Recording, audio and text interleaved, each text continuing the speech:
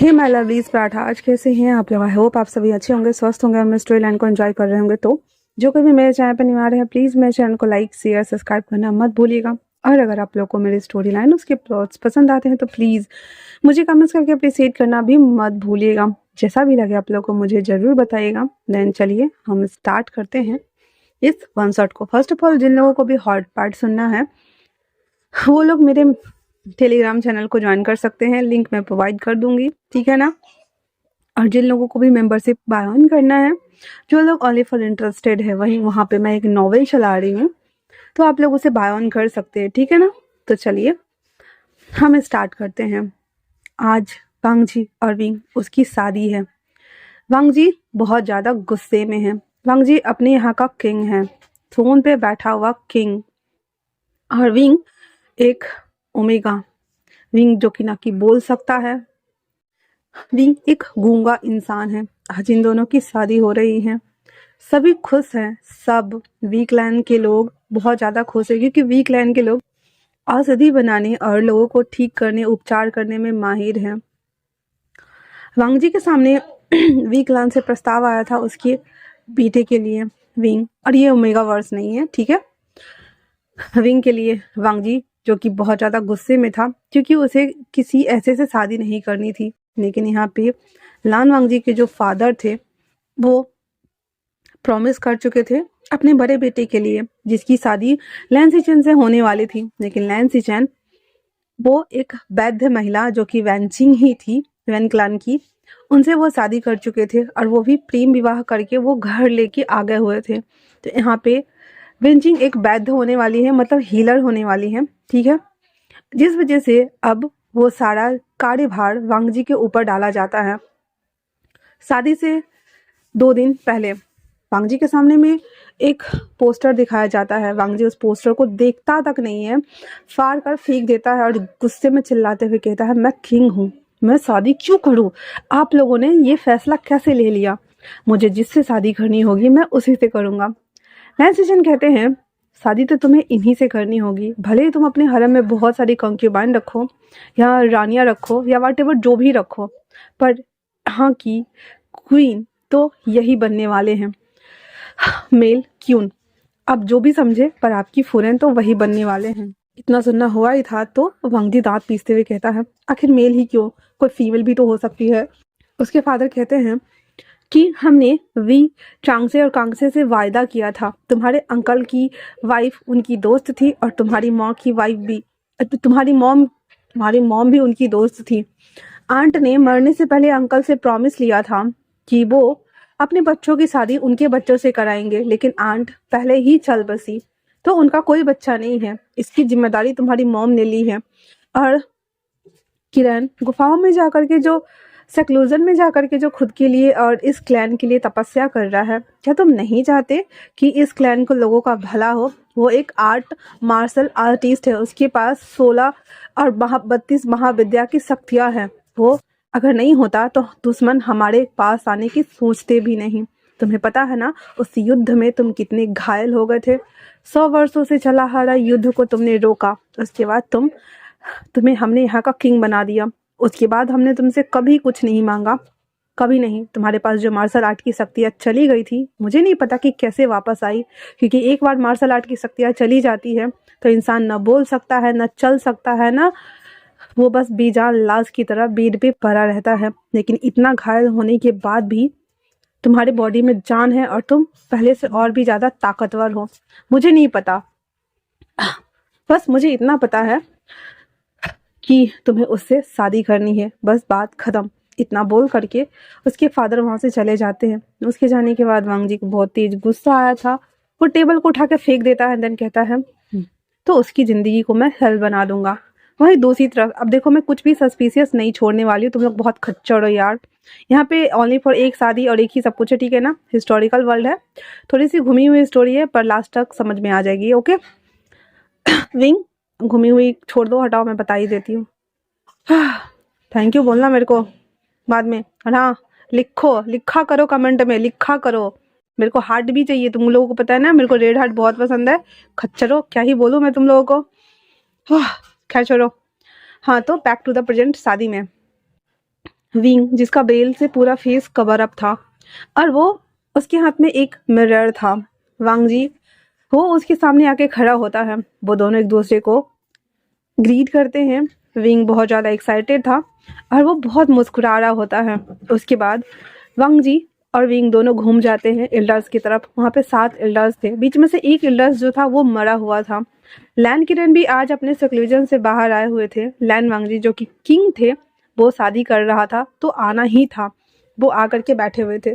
सभी लोग उनको 8 महाबलशाली पुरुष में से 4 स्तंभों में से एक मानते थे, क्योंकि उनके बाद कोई भी क्षेत्रपालक का कार्य के लिए चुना ही नहीं गया था। अंकल वो सबको आशीर्वाद देते हैं। देन उसके बाद उन दोनों के हाथों में जो मिरर था वो बीच में रखा जाता है। विंग वांग जी का फेस देखता है, लेकिन वांग जी जैसे ही विंग अपना वेल हटाने को होता है, वांग जी फेस दूसरी तरफ कर लेता है और वो विंग का फेस नहीं देखता है। विंग को ना थोड़ा सा बुरा लग जाता है, पर वो फिर कहता है अपने मन में, क्योंकि यहाँ पे विंग गूंगा है और बोल नहीं सकता, कोई बात नहीं, जब वो देखेंगे तो शायद वो मुझे पहचान जाएंगे। और इतना बोल करके और वो फिर से मुस्कुराने लगता है। फिर उसके हाथ में फूलों से बनी हुई लाल कपड़े से बनी हुई फूलों को पकड़ाया जाता है। एक सिरा वांग जी के हाथ में था, एक सिरा विंग के हाथ में था। उसके बाद शादी हो जाने के बाद वो दोनों एंसेस्टर हॉल में आते हैं। वहाँ का रिचुअल परफॉर्म करने के बाद वो लोग सीधे उनको जिंगसी जो था वांग जी का घर, वहाँ भेज दिया जाता है। वो धीरे धीरे करके फूलों को खोलना होता है, लेकिन वांग जी जिंगसी में एंटर करते ही वो सारा फूल उसके हाथ से, मतलब उसके हाथ में जो कपड़ा का जो लड़ी पकड़ा हुआ था वो फेंक देता है एंड देन अपने कमरे में जाके बैठ जाता है। विंग जिसके चेहरे पे अभी भी बेल था, वो डरते हुए सभी फूलों को समेटते हुए वहां आता और कहता है, क्या आप नाराज हैं?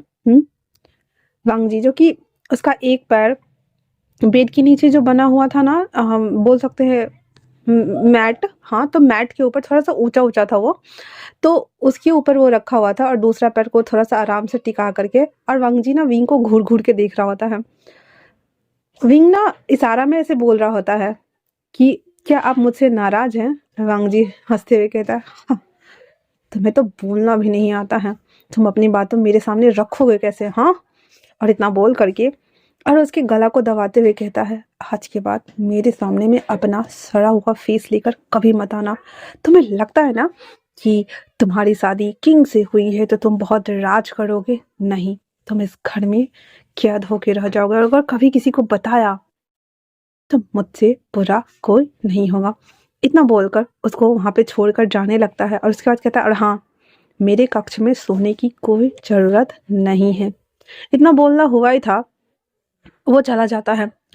विंग जो कि मतलब एक पल में जैसे लगा कि पूरा सपना ना उसका टूट टूट के बिखर गया। और विंग उसके पीछे जाते हुए उसके हाथों को पकड़ता, इशारा करते हुए कहता है, हाथ से इशारा करते हुए, क्या हुआ मुझे बताइए, क्या हुआ मुझे बताइए, क्या हुआ?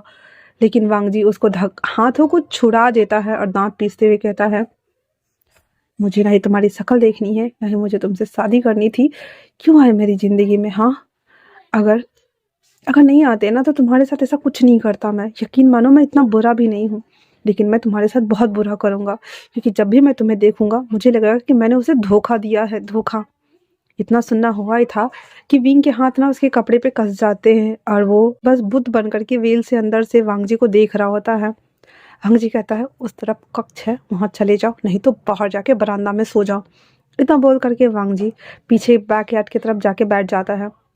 विंग रोते रोते दूसरे कक्ष में आके और उस बेड पे आके बैठ जाता है और अपना बेल हटाते हुए कहता है, मैं विभूषियान, पीछे से मैं एक वैद्य हूँ। और वो अपने मन में बोल रहा था, ठीक है, मैं कितना खुश था कि मेरी शादी मेरे घोड़े पे सवार राजकुमार से हो रही है। बचपन में हम सब कहानियां सुनते हैं, एक राजकुमार आएगा और तुम्हें घोड़े पे बिठा के दूर अपने महलों में ले जाएगा, जो तुमसे बहुत प्यार करेगा, जो तुम्हारा ख्याल रखेगा, जो तुम्हारी केयर करेगा। लेकिन लगता नहीं है कि कोई भी ऐसा सपने का राजकुमार होता है, क्योंकि मेरे सपनों का राजकुमार को तो मैं पसंद ही नहीं हूँ। आज से पूरे 3 मंथ पहले मैंने अपने सपनों के राजकुमार की जान बचाई थी। युद्ध क्षेत्र में मुझे वो घायल मिले थे, वो पानी की तलाश करते करते दूर निकल आए थे, लेकिन न जाने क्या हुआ उनके साथ, वो वहाँ पे जंगलों में बीचों बीच पड़े हुए थे। मैं अगर उस दिन औषधि लाने नहीं जाता तो क्या होता। और विंग फ्लैशबैक देखता है। विंग के हाथ में टोकरी थी जहाँ पे वो गाना गुनगुनाते हुए जा रहा था और यहाँ पे विंग बोल सकता है। वो अचानक से देखता है एक डेड बॉडी जिसके ऊपर बहुत सारे अस्त्र आगार थे, मतलब कि एक राजा के ऊपर बहुत सारा कवच होता है ना, चेन से बना हुआ, लोहे से बना हुआ, तो वो सब था और वो मुंह नीचे जमीन में था। विंग उसे देखता है तो उसकी सांसें चल रही थी। विंग उस शख्स को उठाने की कोशिश करता है, जैसे तैसे करके उसे अपने कंधों पर लाद लूद करके घींचते घींचते उसको बहुत मशक्कत के साथ अपने घर तक लाता है और आवाज लगाता है, माँ, बाबा, माँ, बाबा। उसके माँ और पापा भाग कर आते हैं और जब देखते हैं विंग का कपड़ा गंदा है, वो किसी को पकड़े हुए हैं, पहले तो वो लोग उसको पकड़ के अंदर लेके जाते हैं। उसके बाद उसके बाबा कहते हैं आप जाओ और कपड़ा बदल लो। वो कहता है जी बाबा ठीक है। और इतना बोल करके विंग अपने कक्ष में चला जाता है कपड़ों को बदलने के लिए। उसकी मॉम आती है और उसके बाबा दोनों उसे देखते हैं तो वो शौक हो जाते हैं, कहती है माँ को बुलाना पड़ेगा। इतना बोलकर विंग की मॉम भागती है बाउसेस रन को बुलाने के लिए। उस समय बाउसेस रन से मिलने के लिए कोई और नहीं बल्कि वेंचिंग आई हुई थी। वेंचिंग जो कि पेशी से एक वैद्य महिला थी। वो दोनों बात कर रहे होते हैं आयुर्वेद के बारे में, चिकित्सा पद्धति के बारे में, एक्यूप्रेशर के बारे में और एक ही चिकित्सा के बारे में। वी चंग से वहां पे भागते हुए आती है और कहती है माँ, माँ कोई आया है। इतना बोलना हुआ ही था कि दोनों भागते हैं। जब वेंचिंग देखती है तो कहते हैं ये तो राजकुमार है, ये तो गोसू के राजकुमार है, ये जेट प्रिंस है, सेकंड जेट प्रिंस है। आप यह कहाँ का क्या कर रहे हैं। वी चांग से कहता है पहले तो इनका इलाज करना होगा क्योंकि इनकी सांसें उखड़ रही है। उसके बाद वो सब मिल करके वहाँ पे वेंचिंग, बाओसेस रेन, वी चांग से और कांग से दोनों दवाई तैयार करते हैं जो वो दोनों बता रहे होते हैं और वांग जी का इलाज करते हैं। जब बाओसेस रेन उसका इलाज करती है तो उसके पावर को चेक करते हैं। वेंचिंग कहती है मास्टर आप वही फील कर रहे हैं जो मैं फील कर रही हूँ। कहता इसमें कोई ऐसे वज्र से पहरार हुआ है जिससे कि इसकी शक्तियाँ नष्ट हो चुकी हैं और इसकी बॉडी किसी की पावर्स को ले नहीं रहा है। जो इसका सोलमेट होगा ना वही अपनी पावर दे सकता है। विंग जो कि कपड़ा बदल के आ चुका था, जब वो दरवाज़ा खोलने की कोशिश करता है तो दरवाज़ा अंदर से बंद था और वो गेट के पास खड़ा होकर ना चक्कर काट रहा होता है। जब ये दोनों बात करने लगते हैं तो विंग ना खड़ा होकर के उनकी बात सुन रहा होता है और विंग अपनी दाढ़ी को खुजाते हुए कहता सोलमेट, इस जमाने में भी सोलमेट होता है क्या। हमारे दादा दादी जी, हाँ, उस जमाने में तो सोलमेट होता भी था, पर अभी तो हम लोगों के पास बस ज्ञान है, पावर्स तो है ही नहीं। और कोई कोई ही कल्टीवेट करके इतना पावर गेन करता है, नहीं तो सब नॉर्मल इंसान होते हैं। पर क्या सच में सोलमेट होता होगा।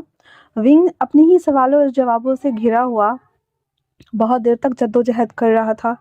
अंदर सारा चीज़ प्रक्रिया कर करके वांगजी को साफ करके लिटा दिया गया था। जब सब लोग बाहर आते हैं तो विंग एक्साइटेड होते हुए कहता है नानी माँ क्या सच में सोलमेट होते हैं क्या। बाउसेस रन कहती है बदमाश लड़के, हाँ होते हैं। तो विंग कहता है क्या कोई लड़का भी किसी का सोलमेट हो सकता है क्या। उसकी नानी माँ उसे देखते हुए कहती है तुम कहना क्या चाहते हो। विंग कहता है पता नहीं, वो मुझे बहुत अच्छा लगता है। इतना बोल करके कहता बाबा मैं जा रहा हूँ जंगल, मैं तो दवाई लाना भूल ही गया। ठीक है। इतना बोलकर वो वहां से भाग जाता है। विंचिंग मुस्कुराते हुए कहती है अच्छा कोई बात नहीं, अगर ऐसी बात है तो मैं।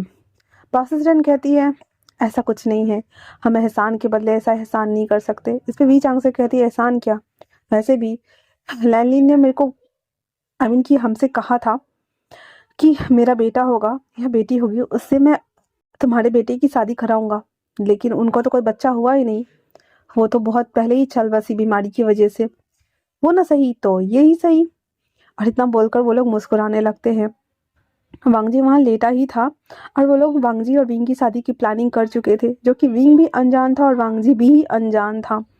उसके बाद विंग सामने जब औषधि लेकर के आता है, उसके हाथ थोड़े से गंदे वंदे हो गए थे और वो अपने आप को शीशा में देखते हुए कहता हाँ अगर मैं ऐसे जाऊंगा उनके सामने तो क्या होगा, वो किंग है और मैं कितना गंदा दिख रहा हूँ ना। फिर वो जल्दी जल्दी से अपने फेस को कवर कर लेता है, मतलब बांध लेता है और चोटी ना वो बना लेता है लड़की के जैसे, ठीक है। एंड देन वो उसके पास अंदर आता है और आते ही उसको टच करता है। जैसे ही विंग उसको टच करता है ना, वांगजी के और विंग के टच से ना वांग जी की बॉडी से ना एक एक होता ना फाहा बुलबुले टाइप्स का, वो उठना शुरू हो गया था। विंग बहुत ज़्यादा डर जाता, कहता ये क्या हो रहा है, ये क्या हो रहा है। और इतना बोलना हुआ ही था कि विंग को लगता है जैसे कि उसको आध्यात्मिक क्षेत्र में खींच लिया गया है। विंग वांग जी के आध्यात्मिक क्षेत्र में था, जहाँ पे वांग जी बहुत बुरी तरीके से जख्मी हालत में था। विंग उसके पास जाता, विंग अभी भी बेल में ही था, मतलब उसने मास्क पूरा पहना हुआ था कपड़े का। उसके पास जाता और कहता है आपको क्या हुआ है, आप ऐसे क्यों हैं, क्या हुआ है आपको। और जब विंग बोल रहा था ना, घबरा के बोल रहा था, विंग जी कहता है मुझे बचा लो, और तुम मेरे आध्यात्मिक क्षेत्र में क्या कर रहे हो, देखो कितना सारा खून है। विंग जब खड़ा होता है तो पहले वो चीज़ें ना पूरी बर्फ की बनी हुई थी। एक आध्यात्मिक क्षेत्र में वही लोग एंटर कर सकते हैं। मैं इसका कॉन्सेप्ट नहीं समझाऊंगी, तुम लोग बहुत बदमाश हो, छोड़ो, सुनो कहानी सुनो, ठीक है। तो विंग जब खड़ा होता है तो देखता है कि पहले वो पूरी जगह ना शांत स्थिर बर्फ की थी, लेकिन अब हर जगह ऑरेंज बादल और नीचे पूरी फर्श ना खून से गीली हो चुकी थी। विंग उसको हाथ लगाकर कहता है ये सब क्या हो रहा है। वांग जी अपना हाथ बढ़ाते हुए कहता है तुम जब मेरे आध्यात्मिक क्षेत्र में आ ही गए हो तो मेरी मदद करो, क्या तुम मेरे सोलमेट हो। विंग कहता है मैं क्या करूं। वांग जी कहता है उसे अपने इन और यांग को बैलेंस करो, एक करो और ट्रांसम्यूट करो मेरे अंदर, जल्दी करो। विंग कहता है पर मेरी पावर इतनी ज़्यादा नहीं है, मैं कैसे करूँ, मैं कल्टीवेट नहीं करता। वांग जी कहता है यहाँ बैठ जाओ। विंग कहता है यहाँ तो खून है, कहता है बैठ जाओ, ये सब माया है, इल्यूजन है, कुछ देर बाद खत्म हो जाएगा, बैठ जाओ। विंग वहीं पे बैठ जाता है। बाहर की दुनिया में भी विंग उसके बेड के पास नीचे बैठ गया था, और उसके आध्यात्मिक क्षेत्र में भी विंग उसकी अब बैठ गया हुआ था उसी खून वाली जगह पे। उसके बाद वांग जी उसे इंस्ट्रक्ट कर रहा होता है और उसे कहता है कि बस एक ही टेंट रखना कि मुझे ठीक करना है। विंग कहता मैं समझ गया। उसके बाद वांग जी उसे 32 विद्याओं का ज्ञान देता है और उसके बाद उसकी इन और यांग को बैलेंस करता है। विंग हर चीज़ को फॉलो कर रहा था। विंग पहली बार था जब 32 विद्याओं को एक साथ एकत्रित कर रहा था। 8 महाविद्या के बाद ही बॉडी सोल को छोड़ देती है और वो परा और अपरा से ऊपर हो जाती है, लेकिन यहाँ पे विंग 32 विद्याओं को एक साथ कैरी करते हुए इन और यांग को बैलेंस करके अपनी एनर्जी को वांग जी के अंदर ट्रांसम्यूट कर रहा था। लेकिन वो भूल गया था कि परा और अपरा शक्ति में इन और यांग के मिलन में एक आदमी और औरत का मिलन होना भी ज़रूरी होता है। आई मीन कि वांग जी और अगर विंग जो थे उन दोनों के हाथ एक दूसरे के हाथ से कनेक्ट होते, या फिर सरल भाषा में बोलूँ तो वांग जी का विंग के बॉडी के साथ अटैचमेंट होना बहुत ज़रूरी था, चाहे वो सेक्स के दौरान हो, दोनों हाथ एक जगह एक साथ इंटेंगल होना हो या फिर गले लगना हो। लेकिन इस समय विंग नीचे ज़मीन पे बैठा हुआ था, वांग जी की बॉडी बेड पर लेटी हुई थी। आध्यात्मिक क्षेत्र में भी वांग जी उसे बस इंस्ट्रक्ट कर रहा था और विंग उसके सारे इंस्ट्रक्शन को फॉलो करता जा रहा था, जिस वजह से विंग की जितनी भी आध्यात्मिक पावर थी, जो भी उसने अभी तक के जीवन में अर्ज किया था, वो सारी की सारी वांग जी में ट्रांसफ़र हो जाती है।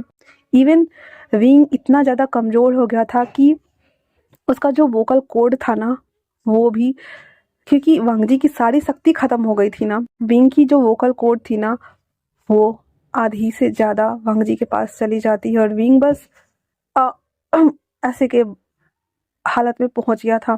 उसके मुंह से वर्ड भी नहीं आ रहे थे क्योंकि उसकी सारी शक्तियां खींच रही थी।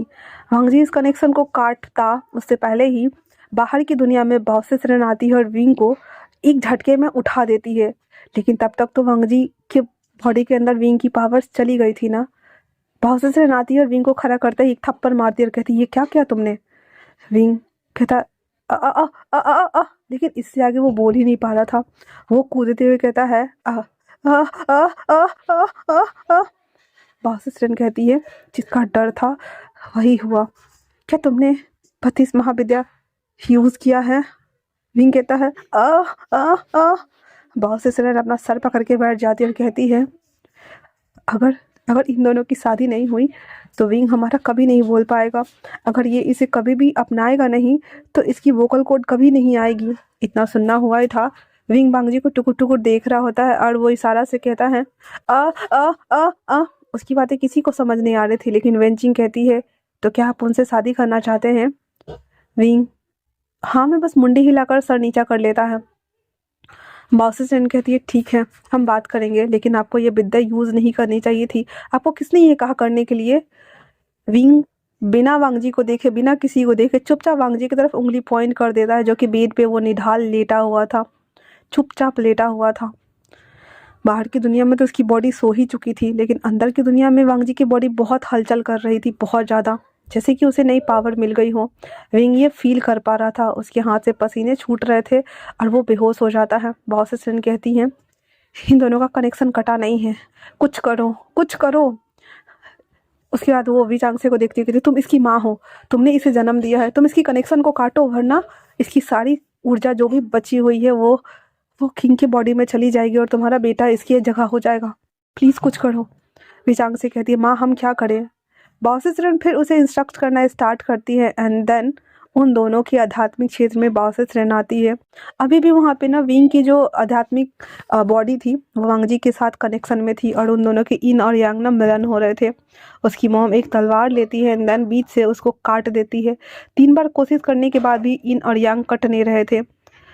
उसे समझ नहीं आ रहा था और वो बाहर कहती है, माँ ये हट नहीं रहे हैं, ये अलग नहीं हो रहे हैं, ये दोनों सोलमेट्स हैं। बाओसेसरन कहती हैं, वांगजी को समझाओ, वांगजी को समझाओ। बाओसेसरन के कहने के अनुसार जो विंग की मॉम थी वो वांगजी के पास आती है। वांगजी भी उठ के बैठ चुका था। पहले तो इन और यांग को बैलेंस करने के लिए मेल और फीमेल या फिर दोनों मेल या फिर दोनों फीमेल वाटेवर जो भी हो, उन दोनों का मिलन होना, मैंने पहले भी कहा था कि बॉडी वाइज होना बहुत ज़रूरी है, वरना नीचे के चक्रा बैलेंस नहीं होंगे और ऊर्जा का प्रवाह रुकेगा ही नहीं। और यहाँ पे दोनों अलग अलग बैठ के एक दूसरे को मिलन कर रहे थे। उसके पास आते हुए वांगजी से कहती है, अगर आप ऐसा करेंगे तो मेरा बेटा मर जाएगा। आप शादी के बाद भी ये कर सकते हैं, उसे बख्श दीजिए, मेरा इकलौता बच्चा है, प्लीज़ उसे बख्श दीजिए। एक माँ और उसकी माँ ना इन दोनों से कनेक्शन कर रही होती है, तब जा करके वांगजी अपनी आंखें खोल देता है, बाहर भी और भीतर भी, और फटाक से सबका कनेक्शन कट हो जाता है।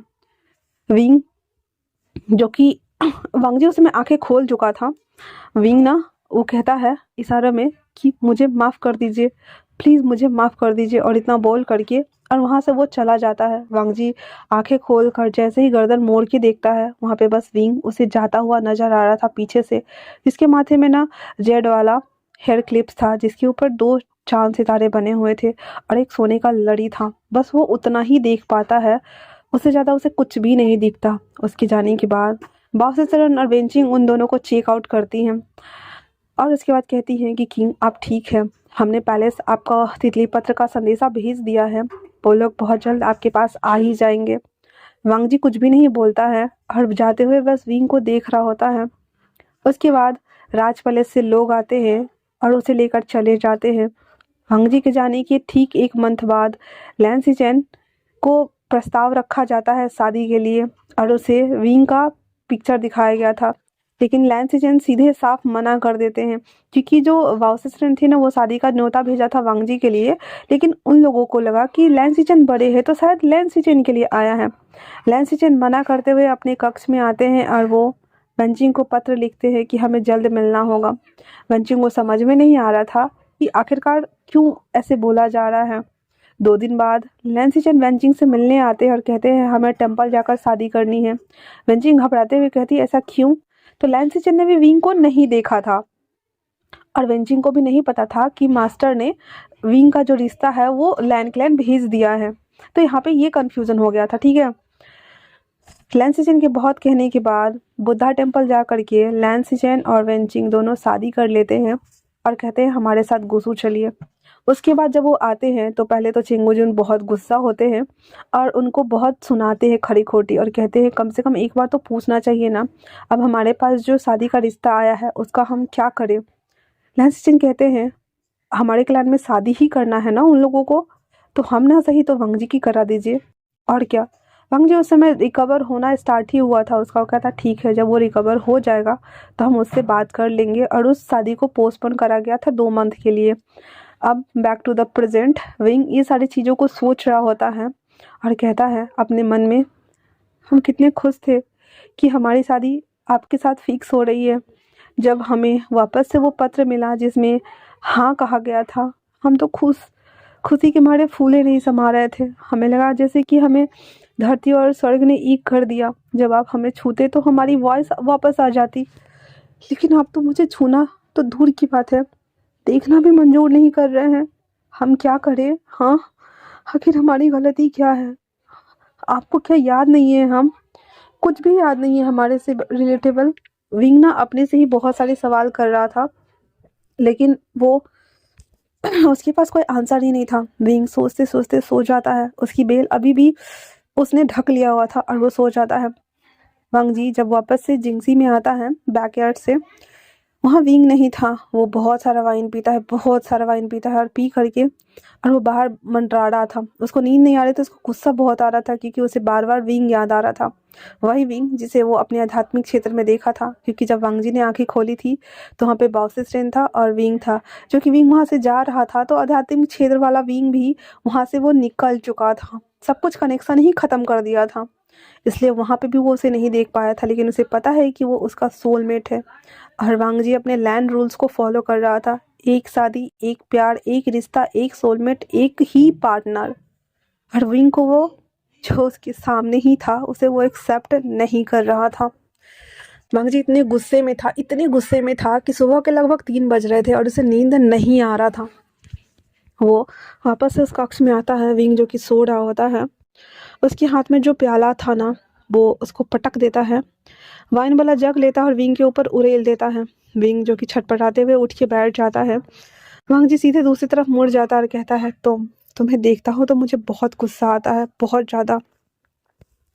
मेरे सामने मत आना, विंग कह देता है। और इतना बोलकर वो वापस सर झुका लेता है। वांग जी कहता है, मैं तो भूल गया था, तुम तो बोल ही नहीं सकते। इतना बोल करके और वो लड़खड़ाता हुआ जाता है अपने कक्ष में और अपने बेड पे सो जाता है। विंग जो कि इसका नींद खुल गया था, वो उठता है और उस कमरे को हालत देखता है। उसके पास करने के लिए कुछ नहीं था। उसे रोने के अलावा कुछ और समझ नहीं आ रहा था। वो वापस से रोना शुरू कर देता है और अपने आप को ही कोसे जा रहा था। सुबह के लगभग 5:30 विंग उठ करके फ्रेश होता है और अपने कपड़ों को चेंज करता है, जो कि उसके कक्ष में पहले से ही सब सेट कर दिया गया था। वो चुपके चुपके जा करके वांग जी के कबर्ड से ही सारा कपड़ा निकाल कर और अपना सारा सामान उठा कर ले आया था और उस कक्ष में उसने सही से रख लिया था। उसके बाद वो स्नान करता है। स्नान करके अपने फेस को ये करता है और वांग जी ने कहा था कि उसको अपना फेस ना दिखाए, इसलिए वो वेल की मदद से अपने फेस को ढक लेता है ताकि वो वापस से हैट वाले वेल से वांग जी उसको ना देख पाए। और वो मेडिटेशन पोस्चर में जाके बैठ करके मेडिटेट करना स्टार्ट कर देता है। वो चाह रहा था कि वांग जी से उसकी बात हो या कुछ भी हो। उसके बाद वो उठता है और वो रसोई की तरफ जाता है। आज विंग की पहली रसोई थी। विंग उस रसोई में आने के बाद अपना हैट हटाता है। उसकी खूबसूरती को देख करके हर कोई mesmerized था। यहाँ पे सबको पता था कि विंग बोल नहीं सकता है, इसीलिए वो उनसे पूछते हैं कि आपको क्या क्या चाहिए। विंग सारा चीज़ लिख देता है और सारा इंग्रेडिएंट्स उसके सामने था। फिर विंग वांग जी के पसंद का खाना बनाना शुरू करता है। सारा खाना बना करके और वो जब ले करके आता है तो वांग जी रेडी हो रहा था और आते वक्त विंग ने हैट पहन लिया हुआ था। विंग जब खाना उसके सामने प्लेस करते हुए खड़ा हो जाता है तो वांग जी कहता है, क्या है? विंग इशारा में बताता है कि ये सारा खाना मैंने बनाया है, आप खा के बताइए। वांग जी उसके पास हंसते हुए आता है और एक लात मार के सारा खाना गिरा देता है और वहां से उसे लांघते हुए चला जाता है। विंग बस जाते हुए वांग जी को देख रहा होता है और अपने मन में कहता है कि क्या ये मुझसे इतना नफरत करते हैं कि मुझे देखना भी नहीं चाहते? ऐसे कैसे चलेगा? मैं उनका हस्बैंड हूँ और मैं उन्हें अपना बना के रहूंगा। और इतना सोच करके और वो वापस से सभी चीज़ों को साफ कराने के लिए सर्वेंट्स को बुलाता है, क्लैप क्लैप कर करके। ये सब क्लीन करवा ही रहा होता है कि वेंचिंग वहाँ पे आती है और उसे कहती है, पूरन की जय हो, और ग्रीट करती है। तो विंग उसे रोकते हुए कहता है, नहीं नहीं इशारा में, नहीं नहीं, आप तो मेरी नानी माँ की साथ काम करती है ना, तो आप तो मेरे लिए मास्टर समान हुई। आप कहिए कैसे आना हुआ? उसके इशारों को थोड़ा वेंचिंग को समझने में प्रॉब्लम हो रहा था। विंग 2 बार 3 बार उसे इशारा में बोलता है कि कैसे आना हुआ, कैसे आना हुआ। वेंचिंग कहती है, हम आपसे मिलने आए थे। एक तरह से देखा जाए तो हमें माफ़ी मांगनी चाहिए क्योंकि आपका शादी का प्रस्ताव और ये सब जो कुछ भी हुआ हमारे वजह से हुआ, वो सब फिर सारी बातें बता देती है। तो विंग कहता है, नहीं नहीं, वैसे भी हमें किंग से शादी करनी थी ना, तो अच्छा हुआ कि आपने उनके बड़े भाई से शादी कर ली, बुरा मत मानिए। तो वेंचिंग कहती है, आप हमारे साथ चलेंगे बाहर? तो विंग कहता है, और इतना बोल करके वो उसे बाहर ले करके आता है। जहाँ पे ना कलकल बहती हुई झरना थी। विंचिंग उसके पास लाती है और उसे कहती है आप अपना हैट तो हटा लीजिए। विंग कहता है हाँ हाँ हाँ हटा लेते हैं, और वो हैट हटा के मोड़ के और अपने हाथ में रख लेता है। विंचिंग कहती है ये जगह खूबसूरत है ना, आप इसका आनंद लेना चाहेंगे? तो वो कहता है जरूर। और इतना बोल करके वो लोग आसपास की जगहों को घूमते हैं, खरगोश को देखते हैं, उसके साथ थोड़ा टाइम बिताते हैं। उसके बाद आकर के और उस क्लैन में जो लोग थे ना वो उसे देखना शुरू करते हैं, और उसके बाद वेंचिंग और विंग दोनों बाजार के लिए निकल पड़ते हैं। वेंचिंग विंग को लेकर के बाजार आती है, वहाँ पे बहुत सारी चीज़ें बिक रही होती है। वेंचिंग कहती है आप चाहे तो खरीद सकते हैं, हम आपको पे कर देंगे ताकि मैं अपने बोझ तले थोड़ा सा कम हो जाऊं। विंग कहता है नहीं नहीं ऐसी कोई बात नहीं है। पर वेंचिंग के बहुत कहने पे वो विंग जो था वो थोड़ा सा कॉस्मेटिक सामान लेता है, थोड़ा सा खाने पीने की चीज़ें लेता है और कुछ ज्वेलरीज को वो खरीदता है, और सारे पेमेंट वेंचिंग करती है। उसके बाद वो लोग जब लौट रहे होते हैं तो जो वांगजी था वो बग्घी में बैठ कर ना शहर के भ्रमण पे निकला था।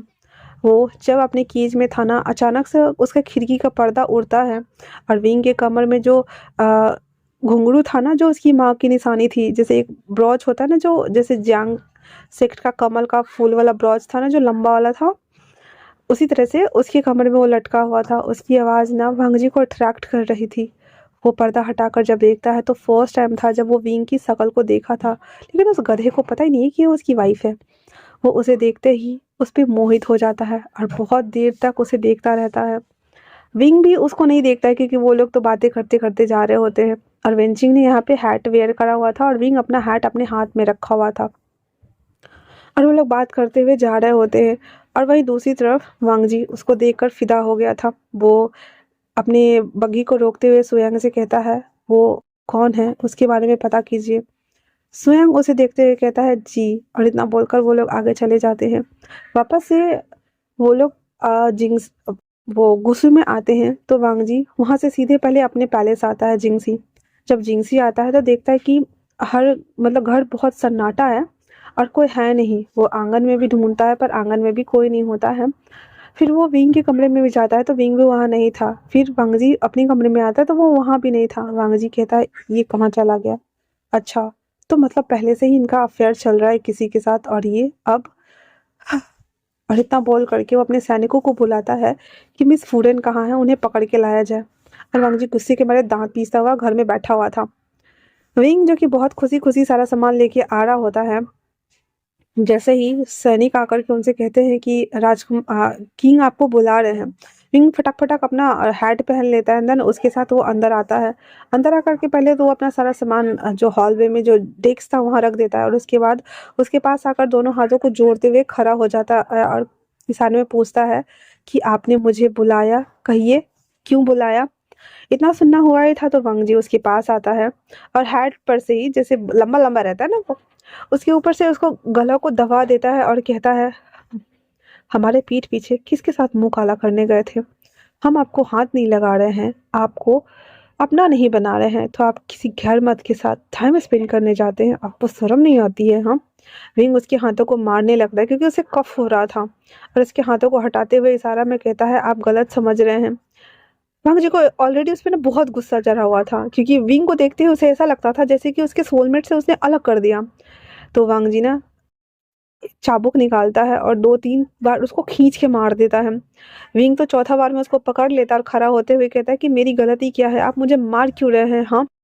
वांग जी उसे कहता है तुम्हारे मुंह में तो जबान भी नहीं है, तुम बोल भी नहीं सकते हो, तुम ये बोल रहे हो?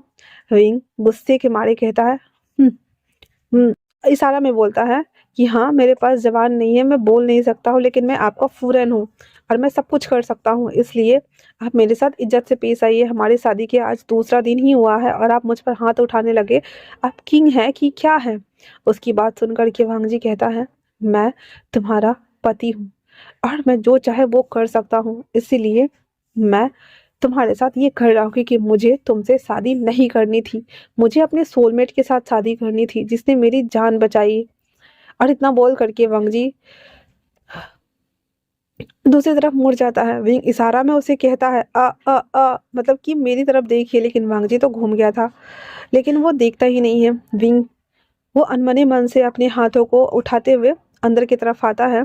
उसे बस दवाई बनाना आता था, उसे हील करना और वो दवाई वाई लगाना, वैसे जैसे हीलर का काम होता वो नहीं करने आता था। और वो सारा सामान उठा करके बेड पे पटक देता है और अपने वेल को उतार करके और वो फिर से खुद को ही कडल करके रोना शुरू कर देता है। और वो बहुत ज़्यादा साइलेंटली रो रहा था, ऐसे लग रहा था जैसे कि उसकी आत्मा ना उसकी बॉडी से ही निकल गई है। और वो एक खत लिखता है और वो अपनी माँ को सेंड करना चाहता है, लेकिन वो हिम्मत ही नहीं हो रही थी, क्योंकि दूसरे दिन ही अगर उसकी माँ को पता चलता कि उसका बेटा का साथ ऐसे ऐसे हो रहा है तो उसकी माँ और पापा परेशान हो जाते बहुत ज़्यादा। वांग जी का अपना रोज ऐसा ही चल रहा था। वांग जी किसी ना किसी वजह से विंग को बहुत ह्यूमिलिएट करता, कभी शराब गिरा देता तो कभी घर के काम बहुत ज़्यादा करवाता तो कभी कपड़े दे देता धोने के लिए या कभी चाबुक से मारता।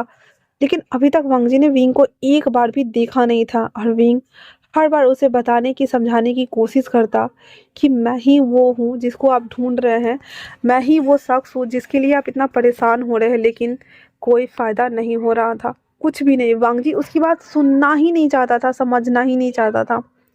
ऐसे करते हुए ना लगभग 15 दिन बीत गए थे। अब वहाँ पे बाउंसर फ्रेंड वी चांग से और कांग से विंग से मिलने आते हैं। पहले तो वो किंग के सामने में ग्रीट करते हैं और उसे कहते हैं कि उसे विंग से मिलना है। वांग जी एक पेपर वी चांग से और कांग से को बढ़ाते हैं, ये देखकर वो शौक हो जाते हैं, कहते हैं ये आप क्या कह रहे हैं।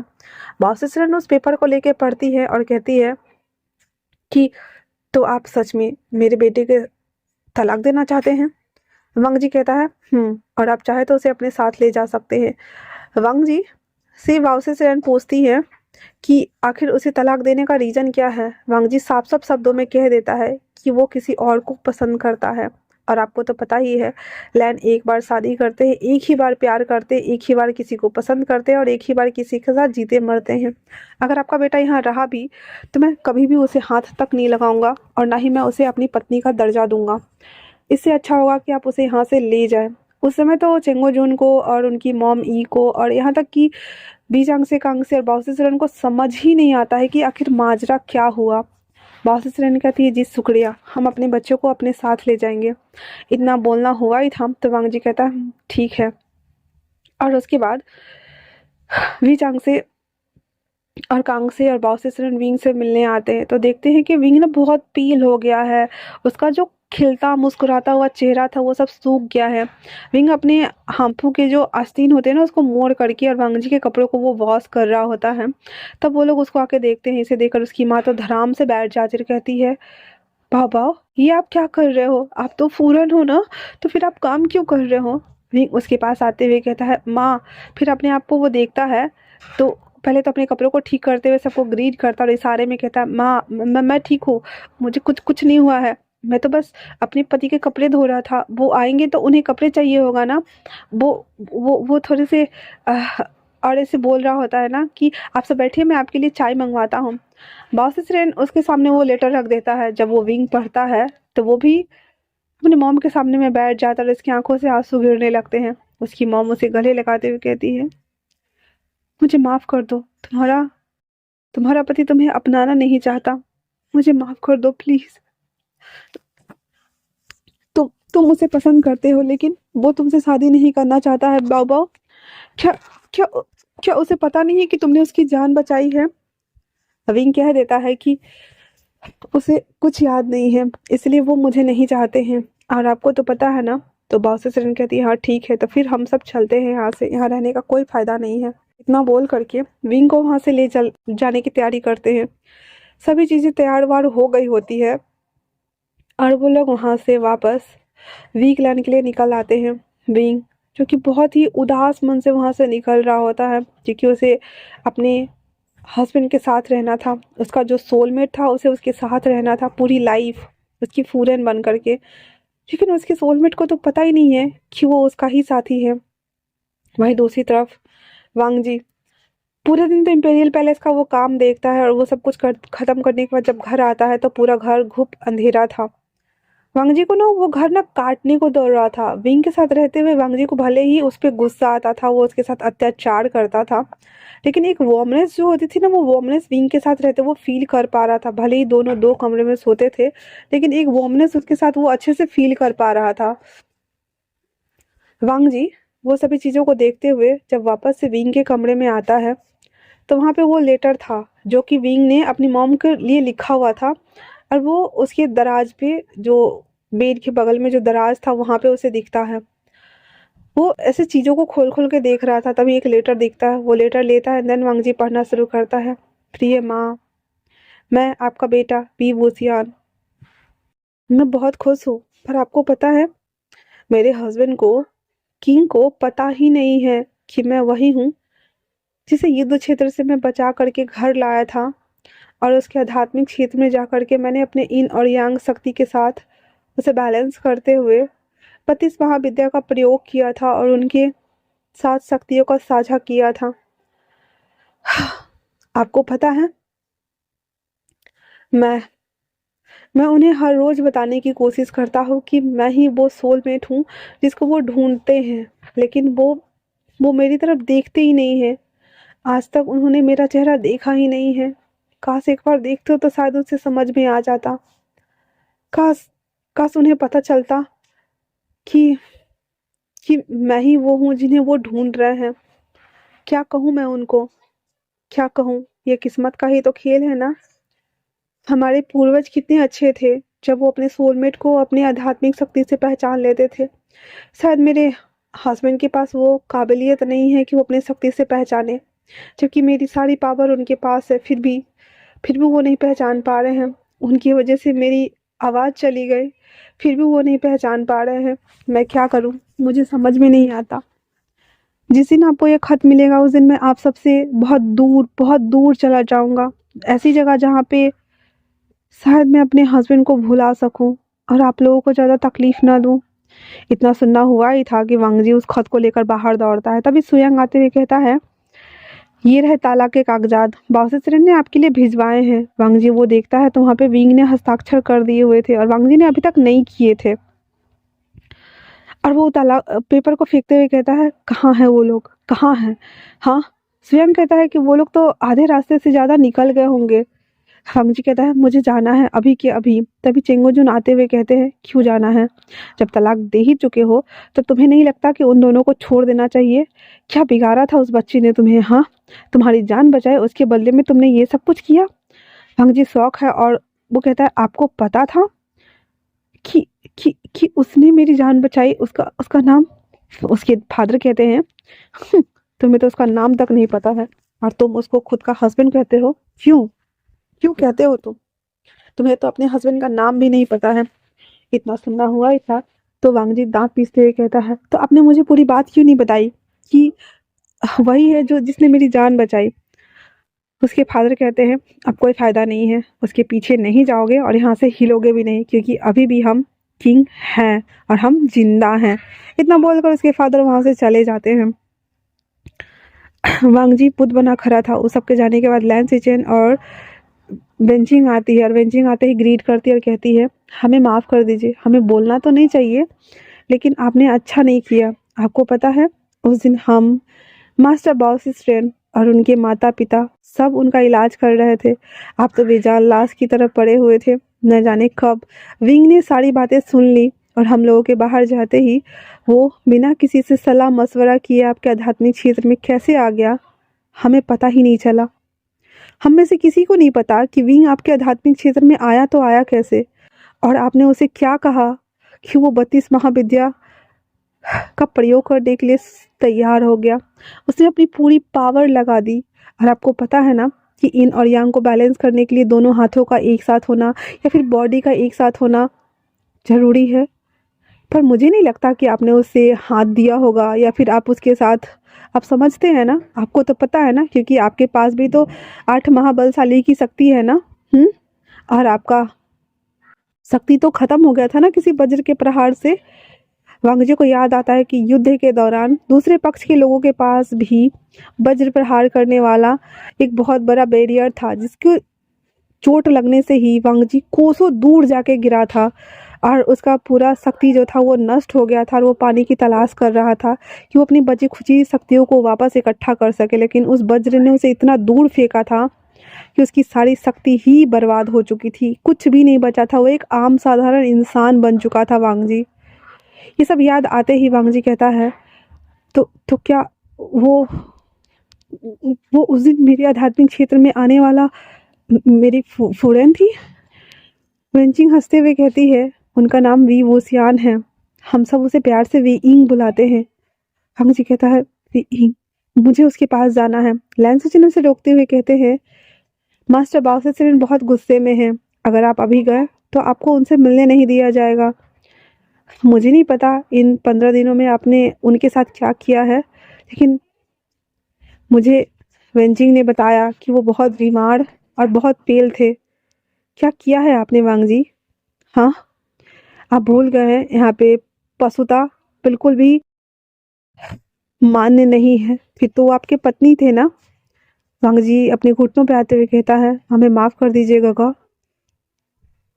हमने उनके साथ बहुत गलत किया है, बहुत गलत, बहुत गलत, और हमें इसकी सज़ा मिलनी चाहिए। और इतना बोल करके और वो अपने भाई का हाथ को पकड़ते हुए बीच फील्ड में आता है और उसके बाद अपने कपड़ों को ऊपर को एक ही साथ 5.5 लेयर था, ब्लैक कलर का उसने भी वेयर करा हुआ था, सबको एक साथ खोल के फेंक देता है और घुटनों पे बैठ जाता है और अपने पावर से अपने जो मारने के लिए चाबुक था ना वो प्रेजेंट करता है। देन उसकी तरफ बढ़ाते हुए कहता है, तब तक मारिए जब तक कि हमारे बॉडी से खून ना निकले।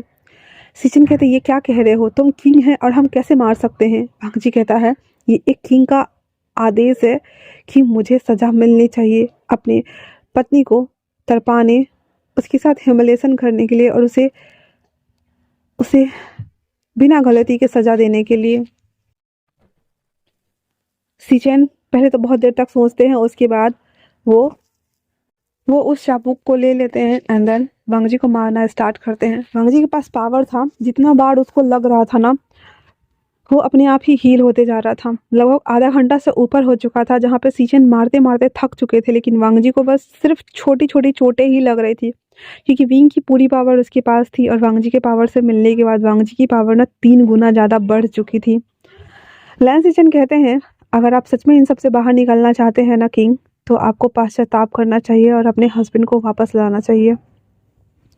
इतना बोल करके और वो उसको दे देता है और कहता है कि आप चलिए, बहुत हुआ, आपके ऊपर कुछ भी असर नहीं हो रहा है।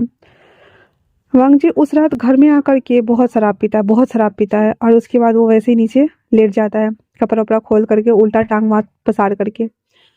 अगले दिन वो इंपीरियल पैलेस में था और उस समय कोई और नहीं था, उसके माता और पिता थे। तभी वहाँ पे लैन किरण की एंट्री होती है। लैन किरण को पता चल गया था कि विंग यहाँ पे नहीं है। वो आते ही सबसे पहले तो वांग जी को थ्रोन पर से उठा के नीचे पटक देता है अपने पावर से एंड देन उसका गला को दबाते हुए कहता है, आखिरकार आपकी हिम्मत कैसे हुई उस प्योर सोल के साथ में ये सब कुछ करने की?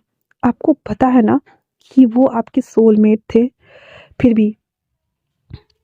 भी आपने उनके साथ ऐसा क्यों किया? हाँ, कम से कम एक बार उसे छूकर महसूस तो करना चाहिए था ना, कम से कम उसे एक बार देखना तो चाहिए था ना, आखिर आपने ऐसा किया क्यों नहीं? वांग जी अपनी सांसों को रोकते हुए कहता है, अंकल, मैं बस अपने सोलमेट को ढूंढ रहा था, इसलिए मैंने पराई स्त्री और पराये मर्द को छूना अनिवार्य नहीं समझा। मुझे नहीं पता था कि मेरी पत्नी ही मेरी सोलमेट होने वाली है। आपको तो पता है ना सोलमेट क्या होते हैं? इतना सुनना हुआ ही था कि लैन किरण हाथ छोड़ देते हैं, क्योंकि हाँ, वो कैसे भूल सकते हैं, क्योंकि उनकी वाइफ उनकी सोलमेट तो थी और उनकी पावर उनके पास है। लैन किरण कहते हैं, तुम ही विंग को ठीक कर सकते हो, उसकी बोलती को वापस ला सकते हो, तुम्हें पता है ना तुम्हें क्या करना है? भंग जी कहता है, हाँ मैं वापस लाऊंगा, लेकिन फिर वो कहता है तुम्हें सज़ा भी लेनी चाहिए, क्योंकि जो तुमने किया है उसकी सज़ा तो तुम्हें ज़रूर मिलनी चाहिए। और इतना बोल करके और वो भंग जी को कहते हैं, हम आ गए हैं और हम चाहते हैं कि तुम वापस जाओ वीकलैंड और वहाँ से विंग को खुशी खुशी लेकर के आओ, और तब तक मत आना जब तक कि तुम उसे लेकर ना आ जाओ। तब तक यहाँ का कार्यभार सीचेन और गगा संभालेंगे। उसके भाई कहते हैं, तो तुम यहाँ रहने वाले हो? वो कहता है, जब तक ये लौट के नहीं आ जाता तब तक राज्य की सुरक्षा की जिम्मेदारी मेरे ऊपर है। और इतना बोल करके वांग जी को वो एक वज्र देता और कहता है, ये उस वज्र से भी तुम्हारी हिफाजत करेगा जो तुम्हारे ऊपर पहले प्रहार हुआ है। वांग जी उस वज्र को लेकर अपनी कुनियान बैग में भर लेता है एंड देन सबको ग्रीट करता हुआ सोयांग के साथ वो निकल पड़ता है वीकलैंड, जहाँ से उसे अपने डेस्टिनाइड पर्सन को, अपने सोलमेट को लेके आना था। लगभग 5 दिन की यात्रा के बाद वो लोग वीकलैंड पहुंच चुके थे। वहाँ का गांव ना पहाड़ों के बीच में बसा हुआ था, सुदूर तक कुछ नहीं था। बीच में लगभग 20 से 25 घर थे जहाँ पे लोग मछली के पालन करते। बीच में छोटा सा बाजार था, औषधि बना करके बेचते थे, जो कि उन लोगों के जीवन यापन का एकमात्र जरिया था। वांग जी सुयंग को लेकर के वी चांगसे और कांगसे के पास आते हैं, जो कि वहाँ के वो राजा थे। उनको ग्रीट करते हैं तो वांगजी को देख करके वो दोनों बहुत खुश होते हैं और उनको भी ग्रीट करते हैं और अंदर लेके आते हैं। वांगजी तो विंग को ढूंढ रहा था, लेकिन विंग उसे वहाँ कहीं भी नहीं मिलता है। वांगजी आते के साथ ही वो कह देता है कि वो अपने फूरन को वापस लेने आया है। इतना सुनना हुआ ही था कि पीछे से आवाज़ आती है एक स्लैसेस की, और सीधे वांगजी को उठा के बाहर फेंक दिया जाता है। वांगजी अपने आप को संभालता और खड़ा हो पाता, वापस से उसे पटक दिया जाता है और वो दूर जाके गिरता है। भंग जी अपने आप को वापस से मैनेजेबल करते हुए अपने पावर्स के बाद उस स्लेस को पकड़ता है, देन खड़ा हो जाता है तो देखता है कि पाओ सुसरेन उनके सामने खड़ी है और अगल बगल टोकरियाँ उड़ रही है, हवा चल रहा है, चीज़ें उड़ रही है, सभी लोग खड़े हैं। मतलब एकदम फिल्मी सीन बन गया था। वांग जी उसके पास आते हुए कहता है, मास्टर हमें माफ़ कर दीजिए। पाओ सुसरेन फिर से वांग जी को उठा के पटक देती है, ले खो तू कितना खेबी। वांग जी जितना शब्द निकाल रहा था मुंह से, वांग जी उतना बार पटका जा रहा था। ऐसे ही नहीं, स्लेसेस पकड़ के उसको पटक रहे थे, मार भी रही थी। लगभग 20-25 बार पिटा जाने के बाद वांग जी उसके नाक से खून निकल गया था, मुंह से खून निकल गया था। एंड देन बाउसेसरन उसको पकड़ते हुए कहती है, आखिर हमारे नवासे के साथ ऐसा क्यों किया? हाँ क्यों किया? उस समय आप किंग थे और वहाँ पे थे, पर यहाँ पे आप सिर्फ और सिर्फ एक आम नागरिक हैं। वांग जी को पछतावा था, इसलिए वो कहता है हमें पछतावा है, हमें उनसे एक बार मिलने दीजिए प्लीज़। बॉस सिस्टरन कहती है बिल्कुल भी नहीं, और अगर सच में तुम्हें पछतावा है तो यहाँ पे बैठे रहो, क्या पता मेरा मन बदल जाए। और इतना बोल कर बॉस सिस्टरन अंदर आ जाती हैं। वी चांग से और कांग से कहती है, माँ वो किंग है, उन्हें सजा क्यों दे रहे हैं? बॉस सिस्टरन कहती है, अगर वो सच में हमारे विंग के लिए है, उसका सोलमेट हुआ तो क्या हुआ, उसके दिल में नफरत है, प्यार होनी चाहिए ना। हम अपने बच्चे को दोबारा इस हैवान के हवाले नहीं करेंगे, उसे उसकी सज़ा तो ज़रूर मिलेगी। और इतना बोल करके बाउसेसरन मेडिटेशन में चली गई। भाई जाने का मतलब है 3 दिन बाद ही आएंगी। बी चांग से और कांग से बाउसेसरन को देख रही थी और बाहर वांगजी को, और कहती है अब क्या होगा इस बच्चे का। वांगजी भी फुल डिटरमाइन। सुयांग उसके पास आते हुए कहता है, क्या हम आपके लिए मैट लेके आए? वांगजी कहता है नहीं, और उसके ऊपर जितने भी कपड़े थे ना वो सबको खोल देता और एक ही लेयर पहना हुआ था, और वो नीचे उस ज़मीन पे ना बैठा हुआ था। सुयांग कहता है आप नहीं जाते तो मैं भी यहीं पे हूँ, और वो वहाँ पे खड़ा था। इन 3 दिनों में ना आंधी तूफान बारिश वाटेवर जो भी आए, वांगजी बिना खाए पिए, उसकी आध्यात्मिक शक्ति उसके साथ थी, इसलिए उसे भूख तो नहीं लग रही थी लेकिन उसे प्यास लग रहा था। तो 3 दिन हो चुके थे। इतना ही नहीं, बाओसेसर और वी चांग से सब चिंतित थे, लेकिन बाओसेसर मेडिटेशन में थी इसलिए वो उठ नहीं सकती थी। और वी चांग से और वी कांग से उनके पास पानी लेकर आते थे, पूछते थे, लेकिन वांगजी साफ मना करता था कि जब तक वो हमें माफ़ नहीं कर देंगी हम यहाँ से हिलेंगे भी नहीं, चाहे हमारी जान ही क्यों ना चली जाए। अब सबको पता है कि विंग की पावर वांगजी के पास है, तो वो मर तो नहीं सकता है, लेकिन हाँ बीमार ज़रूर हो सकता है। वहीं दूसरी तरफ विंग को जब पता चला कि वांगजी उसको लेने के लिए यहाँ आया है, तो वो अपने कक्ष से न बाहर आना चाहता था, लेकिन उसे पता है कि अगर वो अपने कक्ष से बाहर आया और वांगजी के सामने आया तो जो नानी माँ है उनकी, वो विंग को भी सजा देंगी और वांगजी को भी। तो वो भी 3 दिनों के लिए ना अपने कक्ष में ही बंद था, और वो कसमकस करता था बाहर निकलने का। वो अपने कक्ष से वांगजी को देखता था बीच ग्राउंड में बैठे हुए, कि कैसे वो बैठा हुआ है। उसको देखकर ना विंग के दिल में ना दर्द होने लगता था, क्योंकि विंग ही था जो पहले वांगजी से प्यार करने लगा था, और वांगजी भी उसके आध्यात्मिक क्षेत्र से ही उससे वो पसंद करने लगा था, लेकिन वो उसे देख नहीं पाया था। तो यहाँ पे दोनों को एक दूसरे से प्यार तो हो गया था। विंग को बाहरी पर्यावरण और वातावरण में भी उसे एहसास था कि जो सामने खड़ा शख्स उसका हस्बैंड है वो उसका सोलमेट है, पर वांगजी को सिर्फ आंतरिक पता था, बाह्य पता ही नहीं था।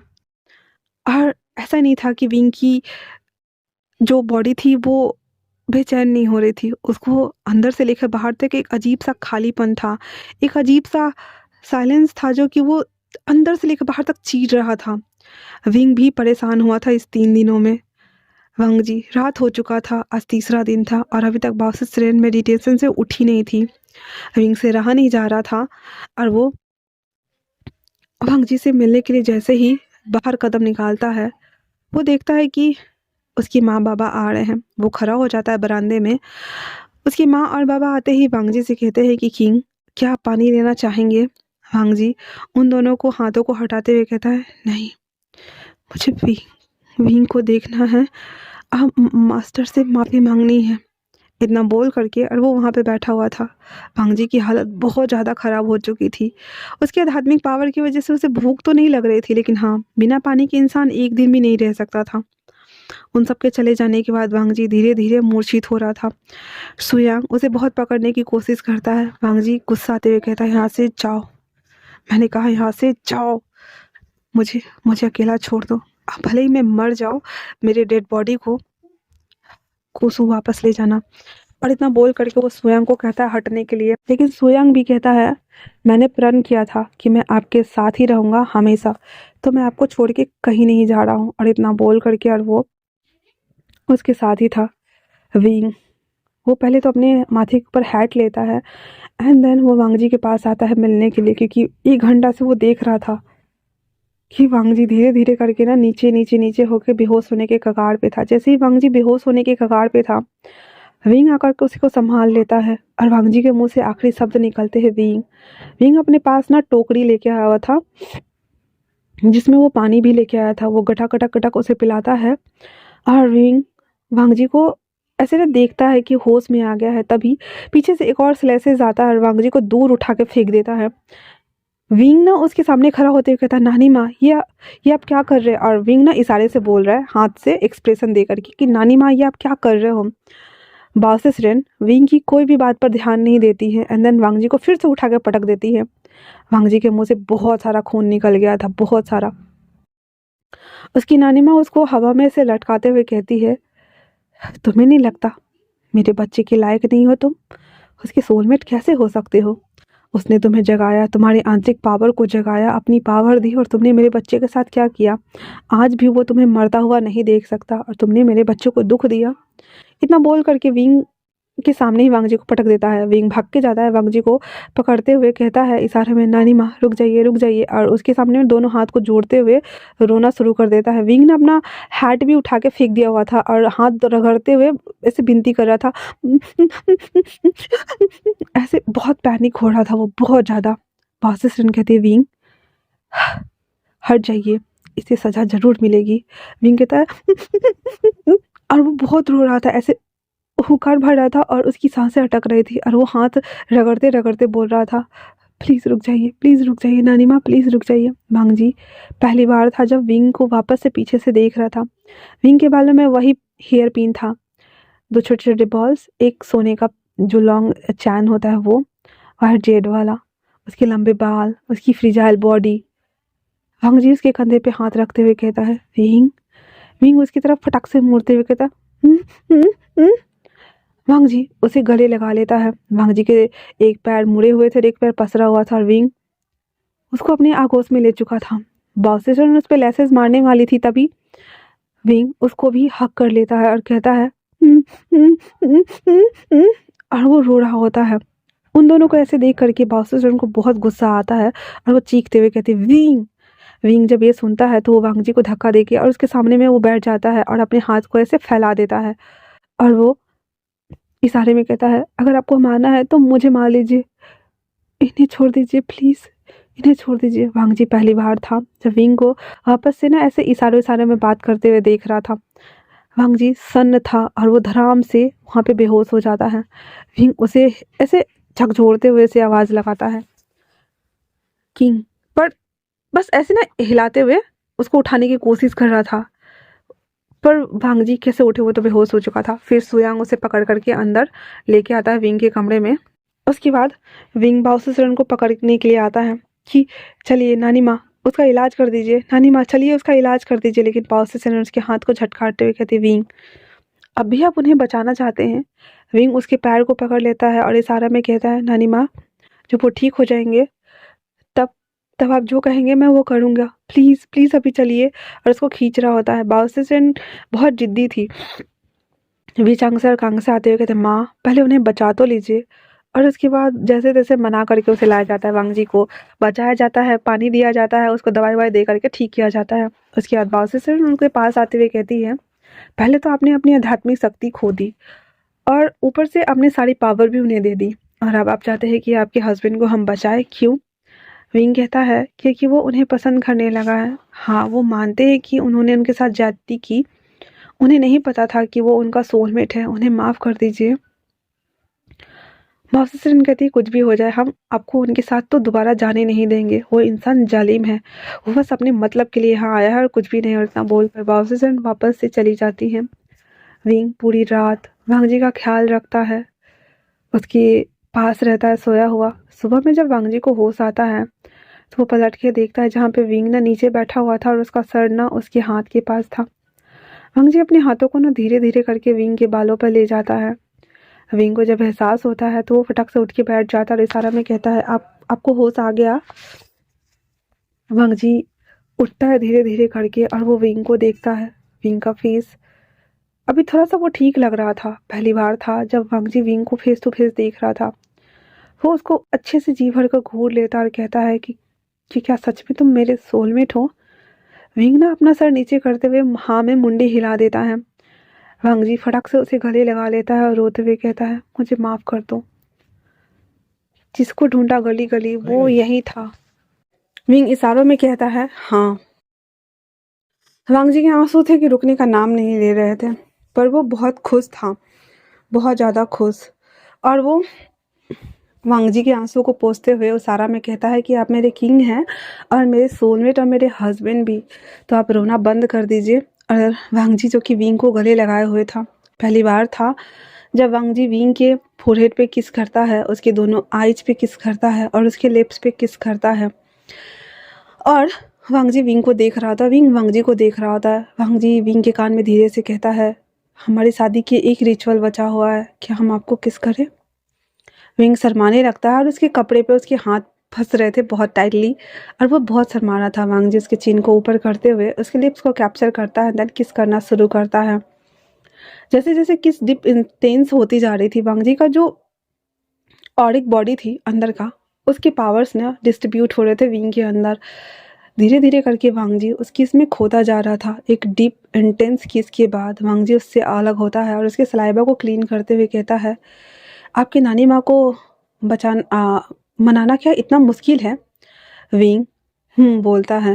और वांग जी कहता है, अच्छा, और आपको ठीक करने के लिए क्या करना होगा? विंग कुछ भी नहीं बोलता और वो शर्माने लगता है और वांग जी को मार के वहाँ से भाग जाता है। वांग जी कहता है, हाँ, ये ऐसे शर्मा के क्यों गया?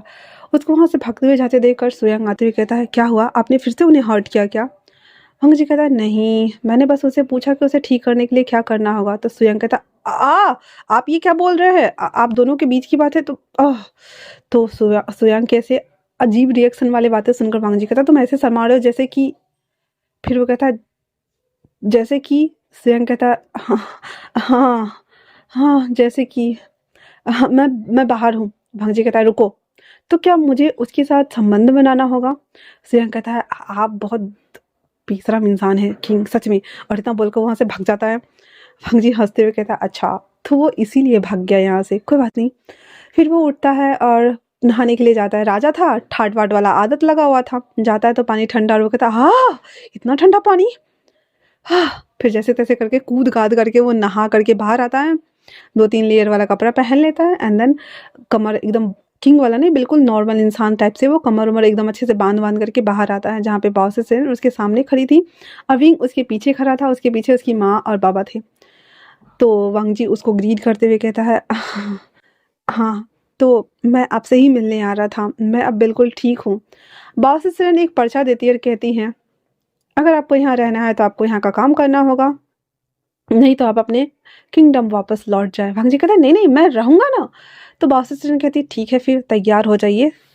वांग जी उस लिस्ट को देखता है तो पहले तो शौक हो जाता है, क्योंकि उसमें लिखा हुआ था गाय का गोबर उठाना है, गौशाला में सोना है, दूध निकालना है, झाड़ू लगाने हैं। भाई राजा होके सारे काम करवाए जा रहेंगे उससे। वांग जी कहता है, ये क्या है? हाँ, तो बॉस असिस्टेंट कहती है आपको करना है तो आप रुक सकते हैं, नहीं तो आप अपनी किंगडम वापस लौट जाए। और इतना बोलकर बॉस असिस्टेंट वहाँ से बड़ी स्टाइल मारते हुए निकल जाती है। उनके जाने के बाद वांग जी वो पेपर सुयांग के मुंह पे मार देता है और कहता है इनकी तो मैं। फिर वो देखता है, वो कहता है हाँ मैं कर लूँगा, आप लोग चिंता ना करें, इतना बोल करके। और वो कहता है कि वैसे हमें जाना कहाँ है ये बताइए। तो वी चांग से और कांग से कहते हैं विंग आपको बता देगा। विंग मुस्कुराते हुए उसके हाथ में टोकरी और बाल्टी था, वो ऐसे टिन करते दिखाता है। वांग जी कहता है चलो। फिर विंग उसको लेकर के गौशाला आता है जहाँ पे बहुत सारी गाय थी जो कि वो लोग पाल रहे होते हैं। और कहता है वो इशारा में, वो रहा गौशाला, और बाल्टी देते हुए ये रहा आपकी ये, और आप जाइए गोबर उठाइए। वांग जी कहता है हाँ हाँ क्यों नहीं क्यों नहीं। और इतना बोलकर विंग वहाँ पे खड़ा हो जाता है।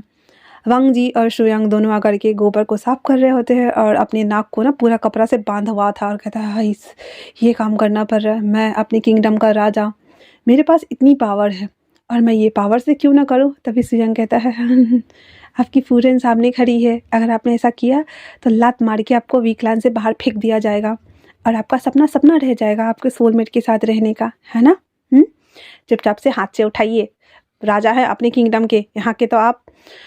क्या ही बोलूँ मैं, इतना बोल करके वो उठाने लगता है। वांग जी हमारा ईस आह करते हुए गोबर उठा रहा था, टोकरी में भर रहा था, एंड देन वो ले जा करके बाहर फेंक रहा होता है। विंग को ये सब देख के अच्छा भी लग रहा था, हंसी भी आ रही थी, उसे बुरा भी लग रहा था।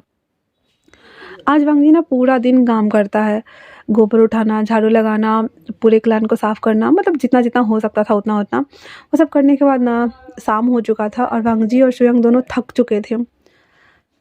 उसके सामने ना बॉसेस आती हैं एंड देन सूखा रोटी थोड़ा सा सब्जी लाके पटक देती है, देन कहती हैं ये रहा तुम्हारा खाना, खा लेना। और बॉसेस वहाँ से चले जाती है। वांग जी उस खाने को देखते हुए कहता है अच्छा हाँ ये खाना। शुयांग कहता है आपको नहीं खाना मत खाइए, सारा खाना मुझे दे दीजिए, मुझे बहुत भूख लगी है। और वो सारा खाना उठा करके और वहाँ से वो चला जाता है। वांग जी ना खड़ ले करके उसको खींच खींच के ना दांत पीस रहा होता है। तभी उसके सामने में टिन टिन विंग आता है और पूरा वो उठा करके लाया था खाना का 3-4 तह था, वो उसके सामने में रख देता है। वो भी पुआल पे बैठा हुआ था। और वांग जी कहता है आप यहाँ क्या कर रहे हैं विंग। विंग उसको देख के स्माइल करता है, जिसे देखकर वांग जी की सारी थकान मिट गई थी। फिर विंग ने एक एक करके सारे कटोरों को निकाल करके उसके सामने में रख देता है। वांग जी कहता है ये सब। विंग इशारा में बोलता है ये सारा खाना आपके लिए है, आप खाओ। तो वांग जी कहता है सच में। विंग कहता है इतना बोलकर वांग जी पहले 3-4 चम्मच खा लेता है, गप गप गप गप। उसके बाद कहता है आह मैं तो भूल गया, आपने खाया। विंग मुंडी हिलाते हुए कहता है मैंने नहीं खाया। वांग जी उसे कहता है तो क्या मैं आपको खिलाऊं। विंग पहले तो देख रहा था टुकुर टुकुर। वांग जी कहता है आ कीजिए। फिर उसके पास चम्मच लेके जा रहा होता है तो विंग फिर भी टुकुर टुकुर देख रहा होता है। वांग जी कहता है आ कीजिए, हमने कहा आ कीजिए। विंग उसके हाथों को हटाते हुए कहता है हमारा डिवोर्स हो चुका है तो आप किस हक से मुझे खिलाएंगे। वांग जी उसके कान में कहता है एक राज की बात बताऊं, आपने साइन किया था, हमने नहीं किया था तो नहीं हुआ है। और इतना बोलकर वापस कहता है आ करो। विंग आ कर देता है एंड देन वांग जी और विंग खा रहे होते हैं। यहाँ पे बी चांग से और वी कांग से देख रहे होते हैं और वो कहते हैं सब कुछ ठीक हो जाए और माँ मान जाए। उसकी बात वो कहते हैं लगता तो यही है, पर माँ मानेंगी तब ना, आपको पता है ना माँ कितनी गुस्से वाली हैं। वी चांग से की बात सुनकर कांग से कहता हाँ आपकी माँ तो माँ ही है, माता श्री माता श्री। और इतना बोलकर वो लोग वहाँ से चले जाते हैं इन दोनों को क्वालिटी टाइम स्पेंड करने के लिए। उन दोनों का भोजन समाप्त हो जाने के बाद विंग सारे कटोरों को सेट कर रहा होता है तो वांग जी ना उसको कमर से पकड़कर अपने गोद में बिठा लेता है। कहता है तो आप मुझे छोड़ कर यहाँ अकेले जा रहे हैं, मैं रात को सर्द में इस पुआर के ऊपर सोने वाला हूँ, आपको रहम नहीं आता। तो विंग कहता है ये आपकी सज़ा है, आपको इसे भुगतना होगा। वांग जी कहता है अगर मैं आपके साथ वो सभी थिंग्स करूँ तो आप बोलने लग जाएंगे। विंग शर्माने लगता है तो वांग जी कहता है हम सच कह रहे हैं, आप बताइए हमें। विंग कहता है हाँ अगर आप मेरे साथ सेक्स नहीं भी करेंगे तो मेरे हाथों को पकड़िए और वापस से हम एक दूसरे को कनेक्ट करते हैं तो मेरी और आपकी इन और यांग बैलेंस हो जाएगी और मेरे वोकल पावर्स वापस आ जाएंगे। वांग जी कहता है इसकी क्या ज़रूरत है, मैं वही करूँगा। और इतना बोलकर विंग को लेके पटक देता है पुआर पे और उसके बाद उसके फेस को वो स्कैन करने लगता है। वांग जी के नीचे विंग पूरा दबा हुआ था। विंग उसको मारते हुए इशारा करता है हटने का। वांग जी कहता है बोलना मना है, ठीक है। और इतना बोल करके वो विंग के लिप्स को कैप्चर कर लेता है और वापस से वांग जी विंग को किस करना और सक करना स्टार्ट कर देता है। धीरे धीरे गर्मी इतनी ज़्यादा बढ़ गई थी कि वांग जी और विंग के कपड़े उतर चुके थे और वांग जी फाइनली विंग के साथ उसे इंटीमेट करने वाला था। तभी वो कहता है आप लड़के हैं? विंग कहता है मैं लड़का हूँ। वांग जी कहता है तो मेरी शादी एक लड़का से हुई है। तो वो कहता है आपको तो पता था ना? कहता है मैंने उस समय ज़्यादा ध्यान नहीं दिया, मुझे लगा ये मजाक चल रहा है। तो विंग कहता है तो क्या आप मेरे साथ रहना नहीं चाहते? वांग जी कहता है ऐसा थोड़ी हो सकता है, हमने कपड़े खोले, सब कुछ किया और मैं आपके लिए यहाँ तक आया और आप कह रहे हो हाँ कोई बात नहीं। और इतना बोलकर वो नीचे आता है, उसके हाथ को अपने मुंह में लेता है, देन सक करना स्टार्ट करता है। विंग के मुंह से बस हल्की सी साउंड्स आ रही थी जो कि विंग ही सुन रहा था और कुछ भी नहीं। वांग जी विंग को अच्छे से प्रिपेयर करते हुए धीरे धीरे उसके अंदर इन करना स्टार्ट करता है। विंग की आंखों से आंसू गिर रहे थे। वांग जी उसके आंसू को पीते हुए कहता है हम आज एक होने वाले हैं, आपको खुश होना चाहिए। चलिए अपने इन और यांग बाबर को एलिमिनेट करते हैं। इतना बोलते हुए अपने थर्ड चक्र को वो लोग ओपन करते हैं, विंग के पावर्स को भी वो इग्नाइट करते हैं। एंड देन वांग जी वापस से किस करना शुरू करता है। वो जैसे जैसे उसके अंदर जा रहा था, वांग जी और विंग जैसे जैसे एक दूसरे के होते जा रहे थे, वैसे वैसे वांग जी पूरी कोशिश कर रहा था कि अपनी पावर को वो विंग को ट्रांसफ़र कर सके। फाइनली जब दोनों ऑर्गेज़्म तक थे तो विंग की बहुत ज़ोर से चीख निकल जाती है और वांग जी उसे देखकर मुस्कुराते हुए कहता है लगता है आपकी आवाज़ वापस आ गई है। विंग जब थोड़ा सा बोलने की कोशिश करता है तो आवाज़ अटक रहा था। वांग जी कहता है हाँ अब मैं क्या करूँ? विंग उसे कहता मुझे नहीं पता, और वो इशारा में बोल रहा था। तो धीरे धीरे आवाज़ उसकी आ रही थी। वांग जी कहता है दोबारा करके देखो क्या? विंग उसको मारते हुए कहता है हम थक गए हैं, सो जाते हैं। इतना बोल करके वांग जी विंग को पहले तो कपड़े पहनाता है क्योंकि वो लोग खुले में थे, फिर खुद पहनता है और पहन लेने के बाद उसको अपनी बाहों में भरते हुए कहता है ठीक है हम कोई ना कोई रास्ता निकाल लेंगे, अभी सोते हैं, ठीक है ना? इतना बोल करके वो दोनों सो जाते हैं।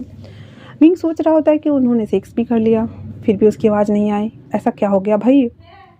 और वांग जी वो भी सोच रहा होता है कि सुयंग ने बोला था कि ये करने से वॉइस आ जाएगी, पर आए क्यों नहीं? और वो भी सोच रहा होता है। अब ऐसे करते हुए ना वांग जी को वहाँ रहते रहते 10 दिन हो गया था और इस 10 दिनों में वांग जी ने विंग को ना जहाँ उसका मन करता था, पेड़ के पीछे, तो गाय वाले दलान में, या फिर कहीं पे भी, या रात को चुपके से विंग के कमरे में आकर के वो दोनों सेक्स करते थे। और विंग की ना वोकल पावर ना धीरे धीरे वापस आ रही थी, लेकिन अभी तक पूरी तरह से वो ठीक हुई नहीं थी। आज लगभग 15 दिन हो गया था और वांग जी बहुत ज़्यादा गुस्से में था। वो सीधे बाओसेसन के कक्ष में आता है, देन उसके सामने आके बैठ जाता है। बाओसेसन जो मेडिटेशन में बैठी हुई थी, तो लगभग 1 घंटा बाद वो मेडिटेशन से उठने के बाद वांग जी को सामने देखते हुए कहती है यहाँ क्या लेने आए हो?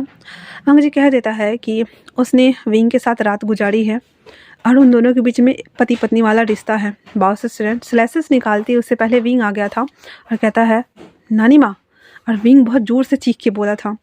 वांग जी हाँ करके विंग को देख रहा होता है और बाओसेसन भी कहता है बाबा आपकी आवाज़ आ गई। विंग दोबारा से बोलने की कोशिश करता है नानी तो वो बोल पा रहा था, तो वो कहता हाँ मेरी आवाज़ आ गई। वांग जी कहता है तो आपने हमें बताया क्यों नहीं? कहता मुझे नहीं पता, मैं बोलने की कोशिश कर रहा था लेकिन बोल नहीं पा रहा था। बाओसेसन कहती है हाँ, लगता है तुम दोनों ने एक इन और यांग को बैलेंस किया ही नहीं। वांग जी कहता है नहीं, हमने बस एक दूसरे को बैलेंस किया था और कुछ भी नहीं।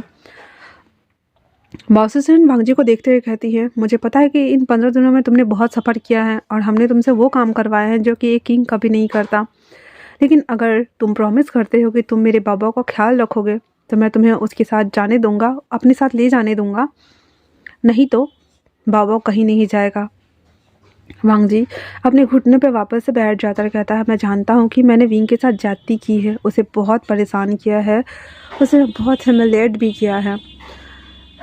मैं ये तो नहीं कहूँगा कि मैंने नहीं किया है, मुझे उसकी सज़ा दीजिए, आप जितना चाहें मुझे सज़ा दे सकते हैं, लेकिन मुझे अपने पूरन को यहाँ से लेके जाना है। बाओसेसन कहती है हाँ ठीक है, लेकिन उससे पहले चलो तुम दोनों को बैलेंस करते हैं। और इतना बोल करके बाओसेसन वीक अंश और वीक अंशों को एक पूरा जो होता है ना तंत्र टाइप से वो तैयार करने को बोलती है। उसमें वांग जी और विंग को बिठाते हैं, वो लोग भी बैठे हुए थे। बाओसेसन उसके पीछे बैठी हुई थी एंड देन अपनी आध्यात्मिक पावर उनको ट्रांसफ़र कर रही थी और उन दोनों को हाथ को एक दूसरे के साथ इंटैंगल करने बोलती है। वांग जी और विंग के हाथ एक दूसरे के तलहटी से चिपके हुए थे, ऐसे जैसे कि मेरे तलहटी उसके तलहटी से, अंदर उसकी तलहटी उसके तलहटी से, ऐसे दोनों हाथ को वो दोनों चिपकाए हुए थे। एंड देन अपनी आइज़ को बंद करके दोनों एक दूसरे के आध्यात्मिक क्षेत्र में जाते हैं।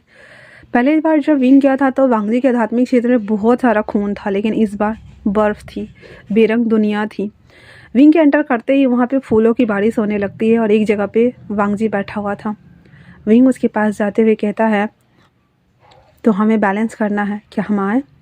वांग जी उसे गले लगा लेता और उसे किस करते हुए कहता है, हाँ चलो आओ। और उस जगह पे, उस फूल के पेड़ के नीचे, जो कि बहुत सारे फूल और पत्ते से भरे हुए थे, वहाँ पे वांग जी और विंग बैठ जाते हैं। और बाहर जैसे वो बैठे हुए थे, अंदर भी वैसे ही बैठ जाते हैं। बाओ सिस्टर अपने पावर को दे रही थी और वो दोनों अपने इन यांग को बैलेंस कर रहे थे। इधर बाओ सिस्टर वी चांग से विंग और वांग जी सब अपने पावर्स को एक साथ स्टिमुलेट कर रहे होते हैं। और इस तरह से 3 घंटे के लॉन्ग प्रोसेस के बाद फाइनली विंग की वोकल कोड, विंग की पावर्स उसे मिल गई थी और वांग जी की पावर्स जो थी वो सही हो गई थी। वो सब कुछ हो जाने के बाद वांग जी अपने आप को, बॉडी को लाइट कर पा रहा था और विंग बोल पा रहा था और उसकी बॉडी भी फील हो रही थी उसे लाइट लाइट।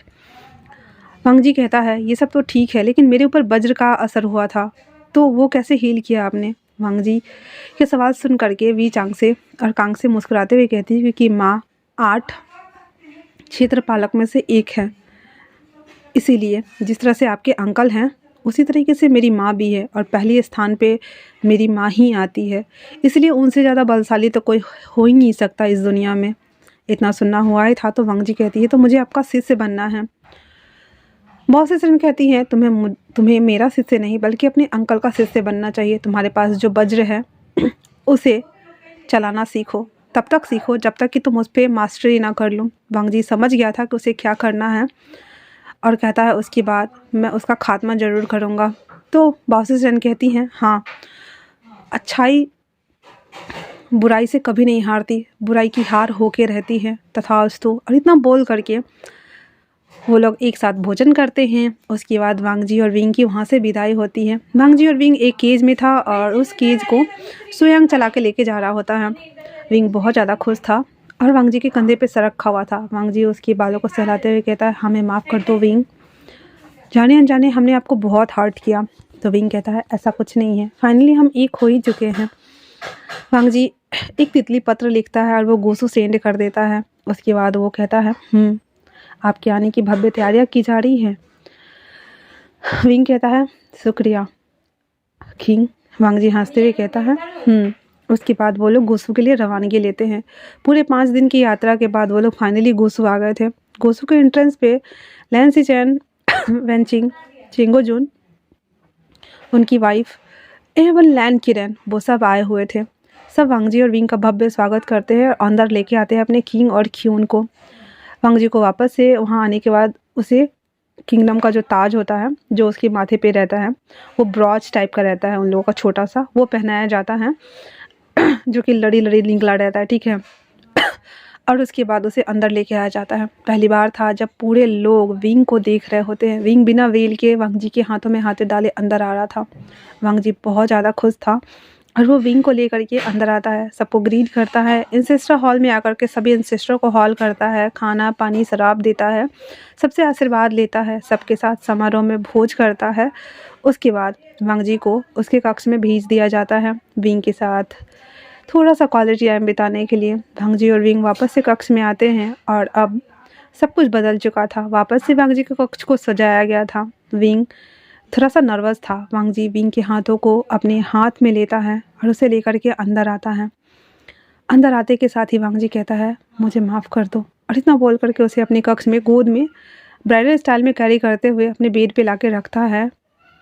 और फिर उसके सामने एक बॉक्स रखता है, वहाँ पे बहुत सारे करा था और अंगूठी वगैरह थी, कुछ ज्वेलरीज थे। वांग जी एक एक करके विंग के गले में पहले पेंडेंट डालता है, उसके हाथ में बाला पहनाता है और फिर उसके हाथ में रिंग पहनाते हुए कहता है, आज से और अभी से आप सिर्फ और सिर्फ मेरे सोलमेट ही नहीं, मेरे फूरन भी हैं। इतना बोलकर उसके फोरहेड पे किस करता है एंड देन उसके लिप्स को कैप्चर करके उसके साथ एवरीडे मीन्स एवरीडे करना स्टार्ट करता है। मैं नहीं बोलूँगी बीच में मैं तुम लोग का पोपट कर देती हूँ। कोई बात नहीं। उसके बाद वो अपना क्वालिटी टाइम स्पेंड करने के बाद वांग जी विंग से कहता है कि कल से तो मैं इम्पीरियल पैलेस में ज़्यादा रहूँगा और मैं शाम को ही आ पाऊँगा, तो क्या आप मुझे मिस करेंगे?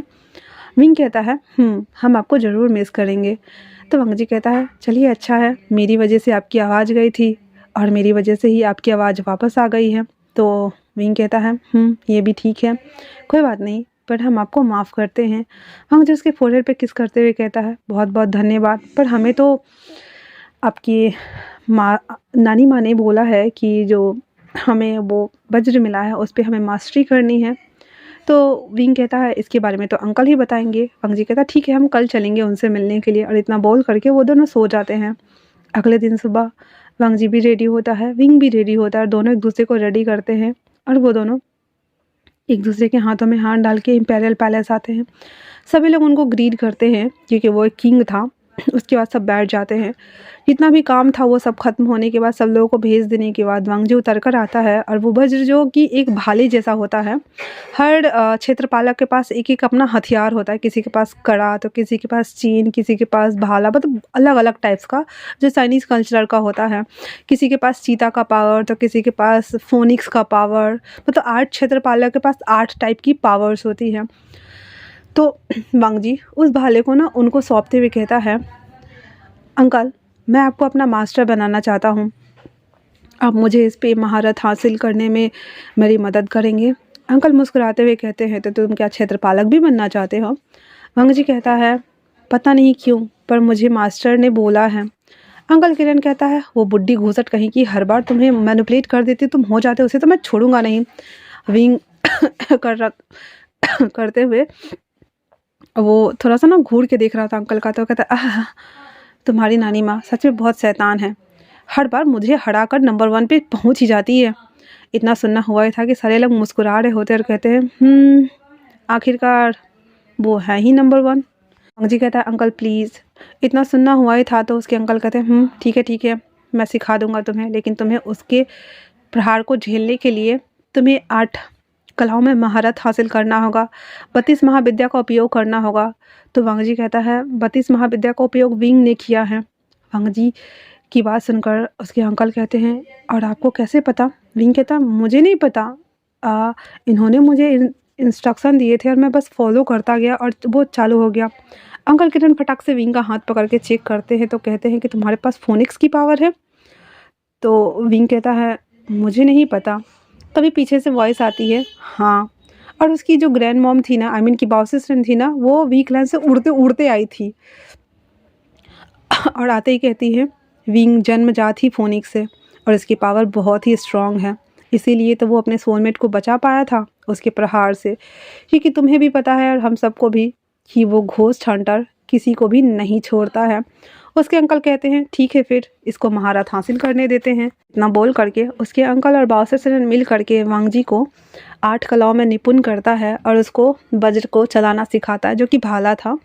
और फिर विंग ने 32 महाविद्या का यूज़ करा था, तो वो 32 महाविद्या का यूज़ करना वो वांग जी को, क्योंकि उसने उसके आध्यात्मिक क्षेत्र में यूज करा था, तो बाहर विंग उसको सिखाता है कि कैसे यूज़ करना है। और ये एक ऐसी पद्धति होती है जिसमें आचार विचार नियम धारणा संयम धारिता ये सारी बहुत सारी चीज़ें होती है, मैं नहीं बताऊंगी तुम लोगों को, ठीक है। तो वो सारे नियम को फॉलो करते हुए अपने पावर को इग्नाइट करना होता है और बैलेंस करना होता है। तो वो सभी थिंग्स करने के बाद फाइनली वांग जी की सारी शक्तियाँ वापस लौट आई थी और ये तो नहीं कह सकते थे कि वो क्षेत्रपालक बन ही जाता। उसके बाद अंकल कहते हैं चलो ठीक है, पहले मुझसे मुकाबला करो फिर इससे करना। तो बॉस ने कहती हाँ तो तुम मानते हो कि मैं तुमसे ज़्यादा स्ट्रांग हूँ कल्टीवेशन के मामले में? वांग जी और विंग और सारे लोग देख रहे होते हैं। किरण कहते हैं चुप करो बुढ़ी तुम, हाँ बड़े आई बुढ़ी घोड़ी लाल लगाम। तो बॉस कहती है और तुम बुढ़ा, तुम्हारे तो दाढ़ी भी उजले हो गई है बड़ा आया, तुम्हारे दाढ़ी को तो चुटिया बना के तुम्हें उड़ा के फेंक दूंगी मैं। और दोनों लड़ रहे होते हैं।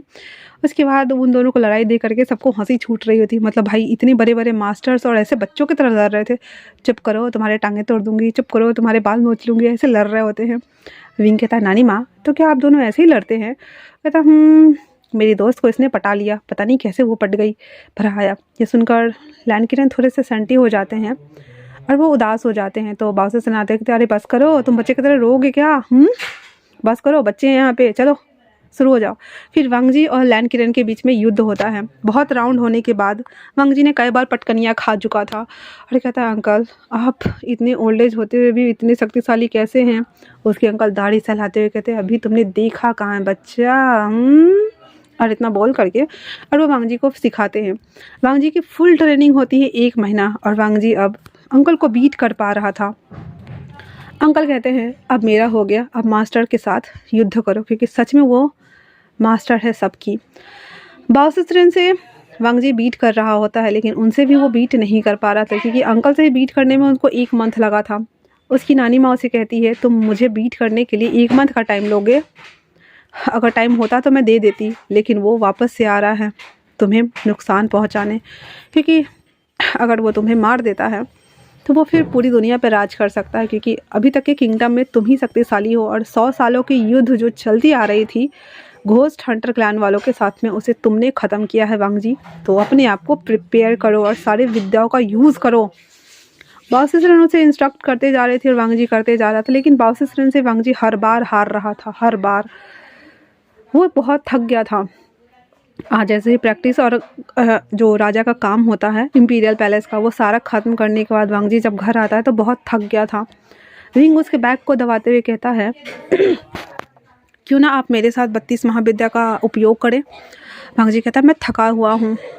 तो विंग कहता है थका होने के बाद दिमाग जल्दी जल्दी चलता है, चलिए आइए। और इतना बोल करके विंग उसको लेकर के बैठ जाता है बेड पर ही, और उसके बाद उसके हाथ को जैसे कि इन्हें बैलेंस करने वक्त करते हैं वैसे नहीं, मतलब एक हाथ से उसके हाथ में पकड़ के फंसाते नहीं हैं, जैसे 4 उंगली को बुकोट किए कैसे दूसरे उंगली में फंसाते हैं वैसे। कैसे बताओ यार, मतलब जैसे बेबी के हाथ कैसे मुड़े रहते हैं तो उसके हाथों को खोलो तो वो बेबी पकड़ लेते हैं ना हाथ को, वैसे वो वैसे एक दूसरे को पकड़ते हैं। एंड देन 32 महाविद्याओं को 8 तो पहले नियम होते हैं, उसके बाद शक्तियाँ चालू होती है। तो वो 9 में 10 में से स्टार्ट करते करते करते करते वो सब कर रहे होते हैं। तो ऐसे करते विंग के साथ ना वो उसको भी प्रैक्टिस कर रहा होता है रात को, और दिन में बाओ सिस्टरन के साथ युद्ध करना स्टार्ट करता है। तो ऐसे करते करते ना वांग जी की पावर ना अंदर से स्पार्क हो रही थी और बाहर भी दिख रही थी। बाओ सिस्टरन को ये ना बहुत अच्छा लग रहा था, वो समझ गए थी कि वांग जी अब 32 महाविद्या का यूज़ कर रहा है और एक एक विद्या अलग अलग प्रोसीजर को फॉलो कर रहा था और अलग अलग चीज़ों को। तो वांग जी जब ये सब कर रहा होता है, लास्ट में था कि उसको अपने मूव्स को हर बार चेंज करने होते थे, जो कि विंग को नहीं आता था, क्योंकि विंग कल्टीवेटर तो था पर उसको मारपीट वाला ज़्यादा उसको ये नहीं था। वांग जी कहता है तो हमें कौन सिखाएगा? तभी वहाँ पे आती है वी चांग से, जो कि विंग से मिलने के लिए आ रही होती है। तो विंग अपनी माँ और बाबा को देखते हुए कहता है माँ और बाबा। फिर विंग उनको बात करता है तो वी चांग से कहती हैं कि हाँ मैं सिखा दूँगी, क्योंकि वी चांग से को ना मास्टरी थी, उनको मार्शल आर्ट बहुत अच्छे तरीके से आता था। फिर वांग जी वी चांग से मार्शल आर्ट की ट्रेनिंग लेता है, बहुत सारी ट्रेनिंग को सीखता है और लगभग 3 मंथ हो चुके थे और वांग जी 32 महाविद्या के ऊपर पूरा नियंत्रण बना चुका था, मार्शल आर्ट सीख चुका था। और अब बाओ सिस्टरन, लैन किरण और वी चांग से तीनों फील्ड में उतरी हुई थी, जिसके साथ वांग जी को लड़ना था। विंग बहुत ज़्यादा डरा हुआ था, लैन सिचन और वेंचिंग भी थोड़े से घबराए हुए थे, कहीं ये तीनों पकड़ के उसको पटक ना दे। सुयांग भी बहुत डरा हुआ था और अपने सारे उंगली को मुंह में लेकर चबा रहा होता है। चिंगुजुन और उनकी वाइफ ली, वो कहते हैं आज मेरे बेटे का क्या ही होगा, हाँ तेल मालिश करने वाली को बुलाओ, रात को उसकी मालिश करवानी होगी। और इसके बाद वांग जी पहले तो इन लोगों से लड़ना शुरू करता है। अपने आप को बचाते बचाते वो थोड़ा देर तो लड़ता है, लेकिन बाओ सिस्टरन उसको उठा के पटक रही थी और लैन किरण और वी चांग से तो वांग जी जीत रहा था। लेकिन लास्ट में वांग जी अपने पैरों को स्ट्रेच करता है, सूर्य नमस्कार की मुद्रा में लेके जाता है, सारे कलाओं को एक साथ अपने ऊपर धारण करता है। और पहली बार था जब वांग जी का जो ड्रैगन था वो सबको दिख गया था। वांग जी के ऊपर ना 16 कलाएँ दिख रही थी, एक एक करके रिंग बना हुआ था और पहली बार था, सब देख रहा था। विंग, सुयांग, सीचन सब कहते हाँ, तो इसकी शक्तियाँ वापस आ गई। और जब देखते हैं कि ब्लू कलर का पूरा सिल्ड था, उसके ऊपर गोल गोल रिंग बना हुआ था जो कि 16 थे। उसके अंकल कहते हैं फाइनली आज तुमने अपनी सारी शक्तियों को जागृत कर दिया है वांग जी। जब वांग जी अपने रिंग को देखता है जो कि उसके पीछे था, वो कहता है तो मेरे पास ये पावर भी है और ड्रैगन फॉर्म भी है। बॉस सिस्टर उसके पास आते हुए कहती है, तो तुमने आज अपनी पूरी शक्ति को जागृत कर लिया है, अब तुम उस घोस्ट हंटर से लड़ सकते हो। वांग जी वापस से उन सब के साथ लड़ना स्टार्ट करता है और अब तीनों डॉचिंग कर रहे होते हैं। बीचांग से बॉस सिस्टर और लैन किरण और एक दूसरे को बीट कर रहे होते हैं। बहुत देर के प्रदर्शन के बाद वो सब थक चुके थे और उसके बाद एक अच्छा सा भोज वो लोग करते हैं और कहते हैं कि चलो अब हम उसे चुनौती देते हैं और मैं तुम्हारे साथ हूँ और उसे ख़त्म करते हैं, वरना सबके लिए बहुत बुरा हो जाएगा। इतना बोल करके बाओ सिस्टर बी चांग से और लैन किरण और वांग जी सब वहाँ बॉर्डर एरिया के पास आते हैं जहाँ पे पहली बार युद्ध हुआ था और 100 सालों को युद्ध को बंद किया गया था। वांग जी सम्मन भेजता है घोस्ट हंटर को और वो आते ही अकेले आया था और वो वांग जी को ललकारता है कि ओए बच्चे। घोस्ट हंटर उसे देख करके स्माइल करता है और अचानक से आसमान में बिजली खड़कते हैं और वहाँ पे 2-3 जन और आ गए थे, जिसके पास एक घंटी थी, एक के पास एक रिंग था और घोस्ट हंटर के पास छाता था।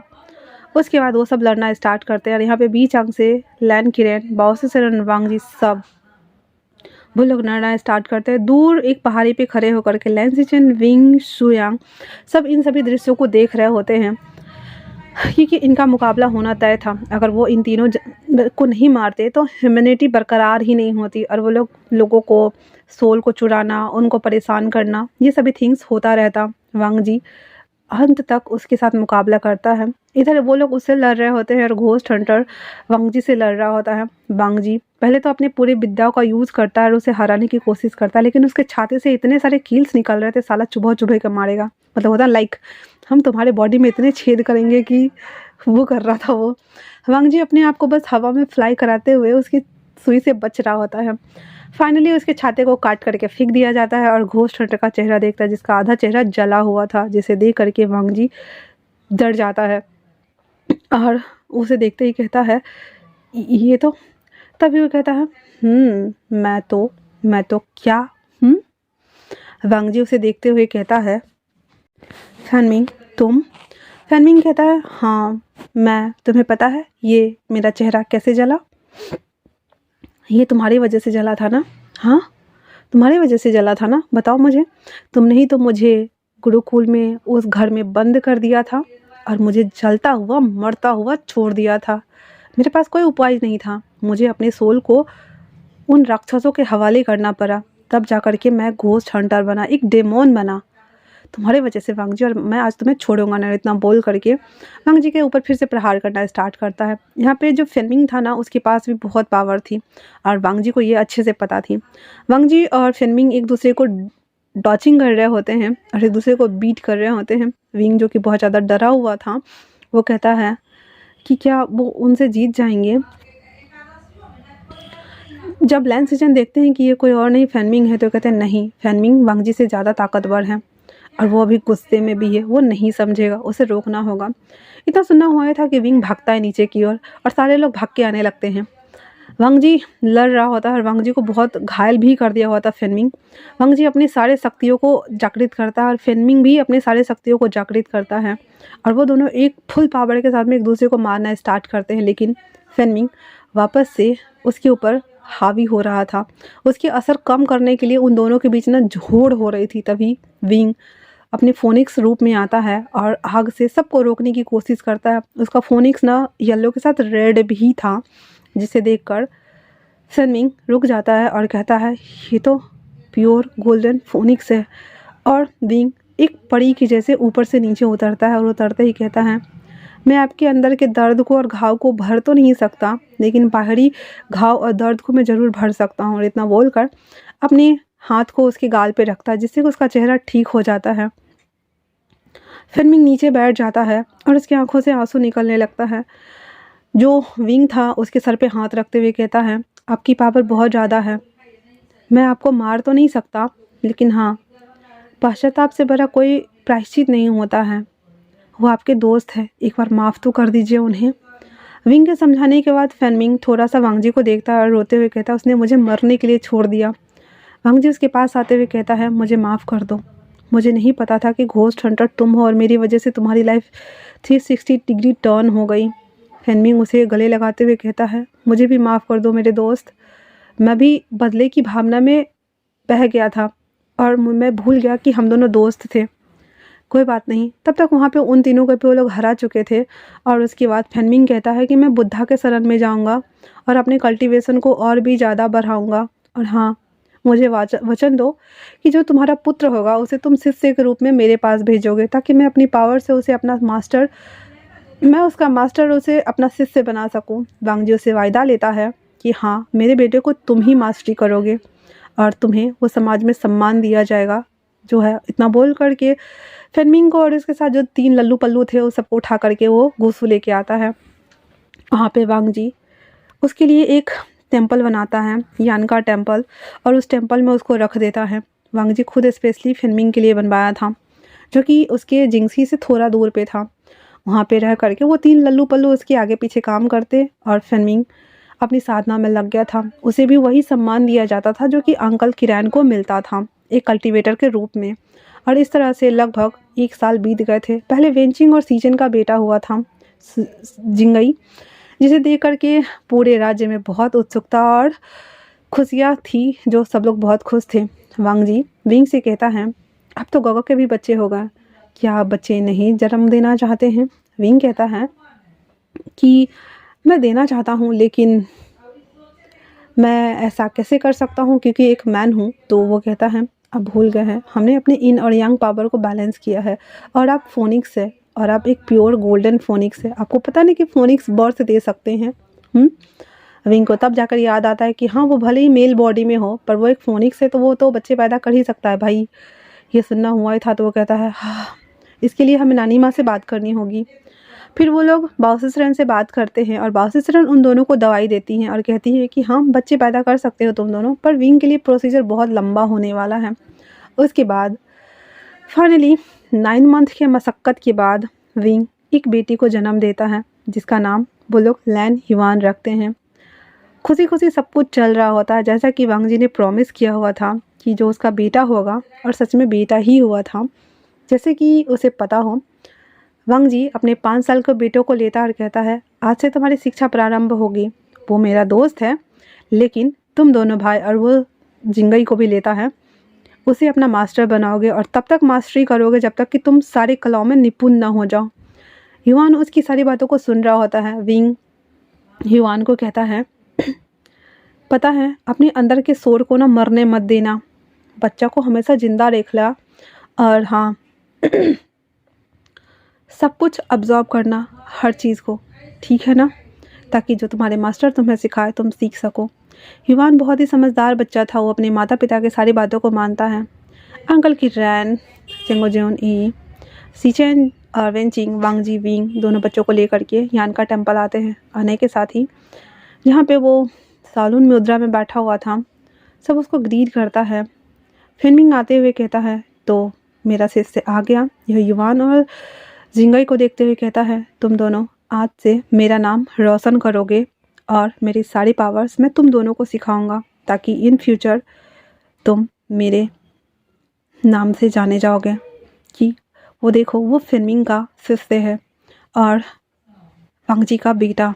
वांग जी खुश था, चलो ठीक है, उसका बेटा है, पर वो अपने दोस्त के लिए इतना तो कर पाया।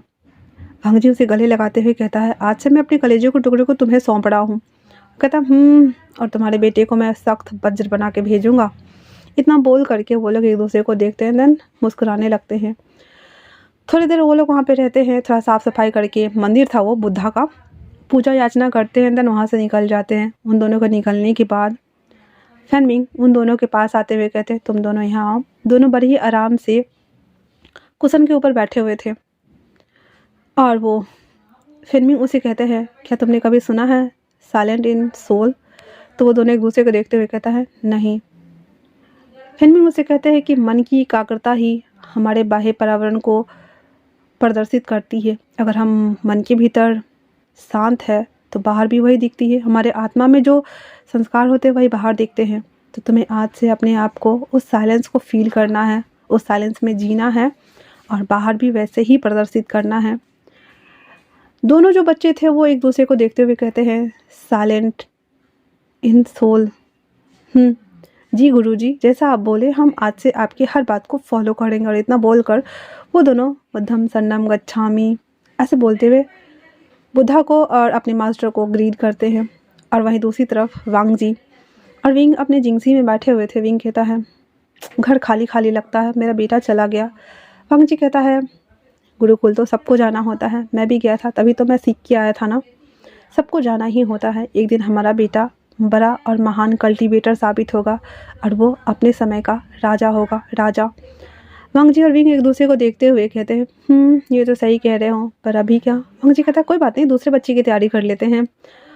विंग उसको मारते हुए कहता क्या भी कुछ भी मतलब। वांग जी हंसते हुए कहता कोई बात नहीं। और इतना बोलकर वो दोनों एक दूसरे को प्यार करना शुरू कर देते हैं। तो इसी के साथ ये silent and soul one shot ख़त्म होता है। कैसा लगता है आप लोगों को मेरा वन शॉट? मुझे ज़रूर कमेंट करके बताना तुम सब। ओके, तब तक के लिए थैंक्स फॉर वॉचिंग।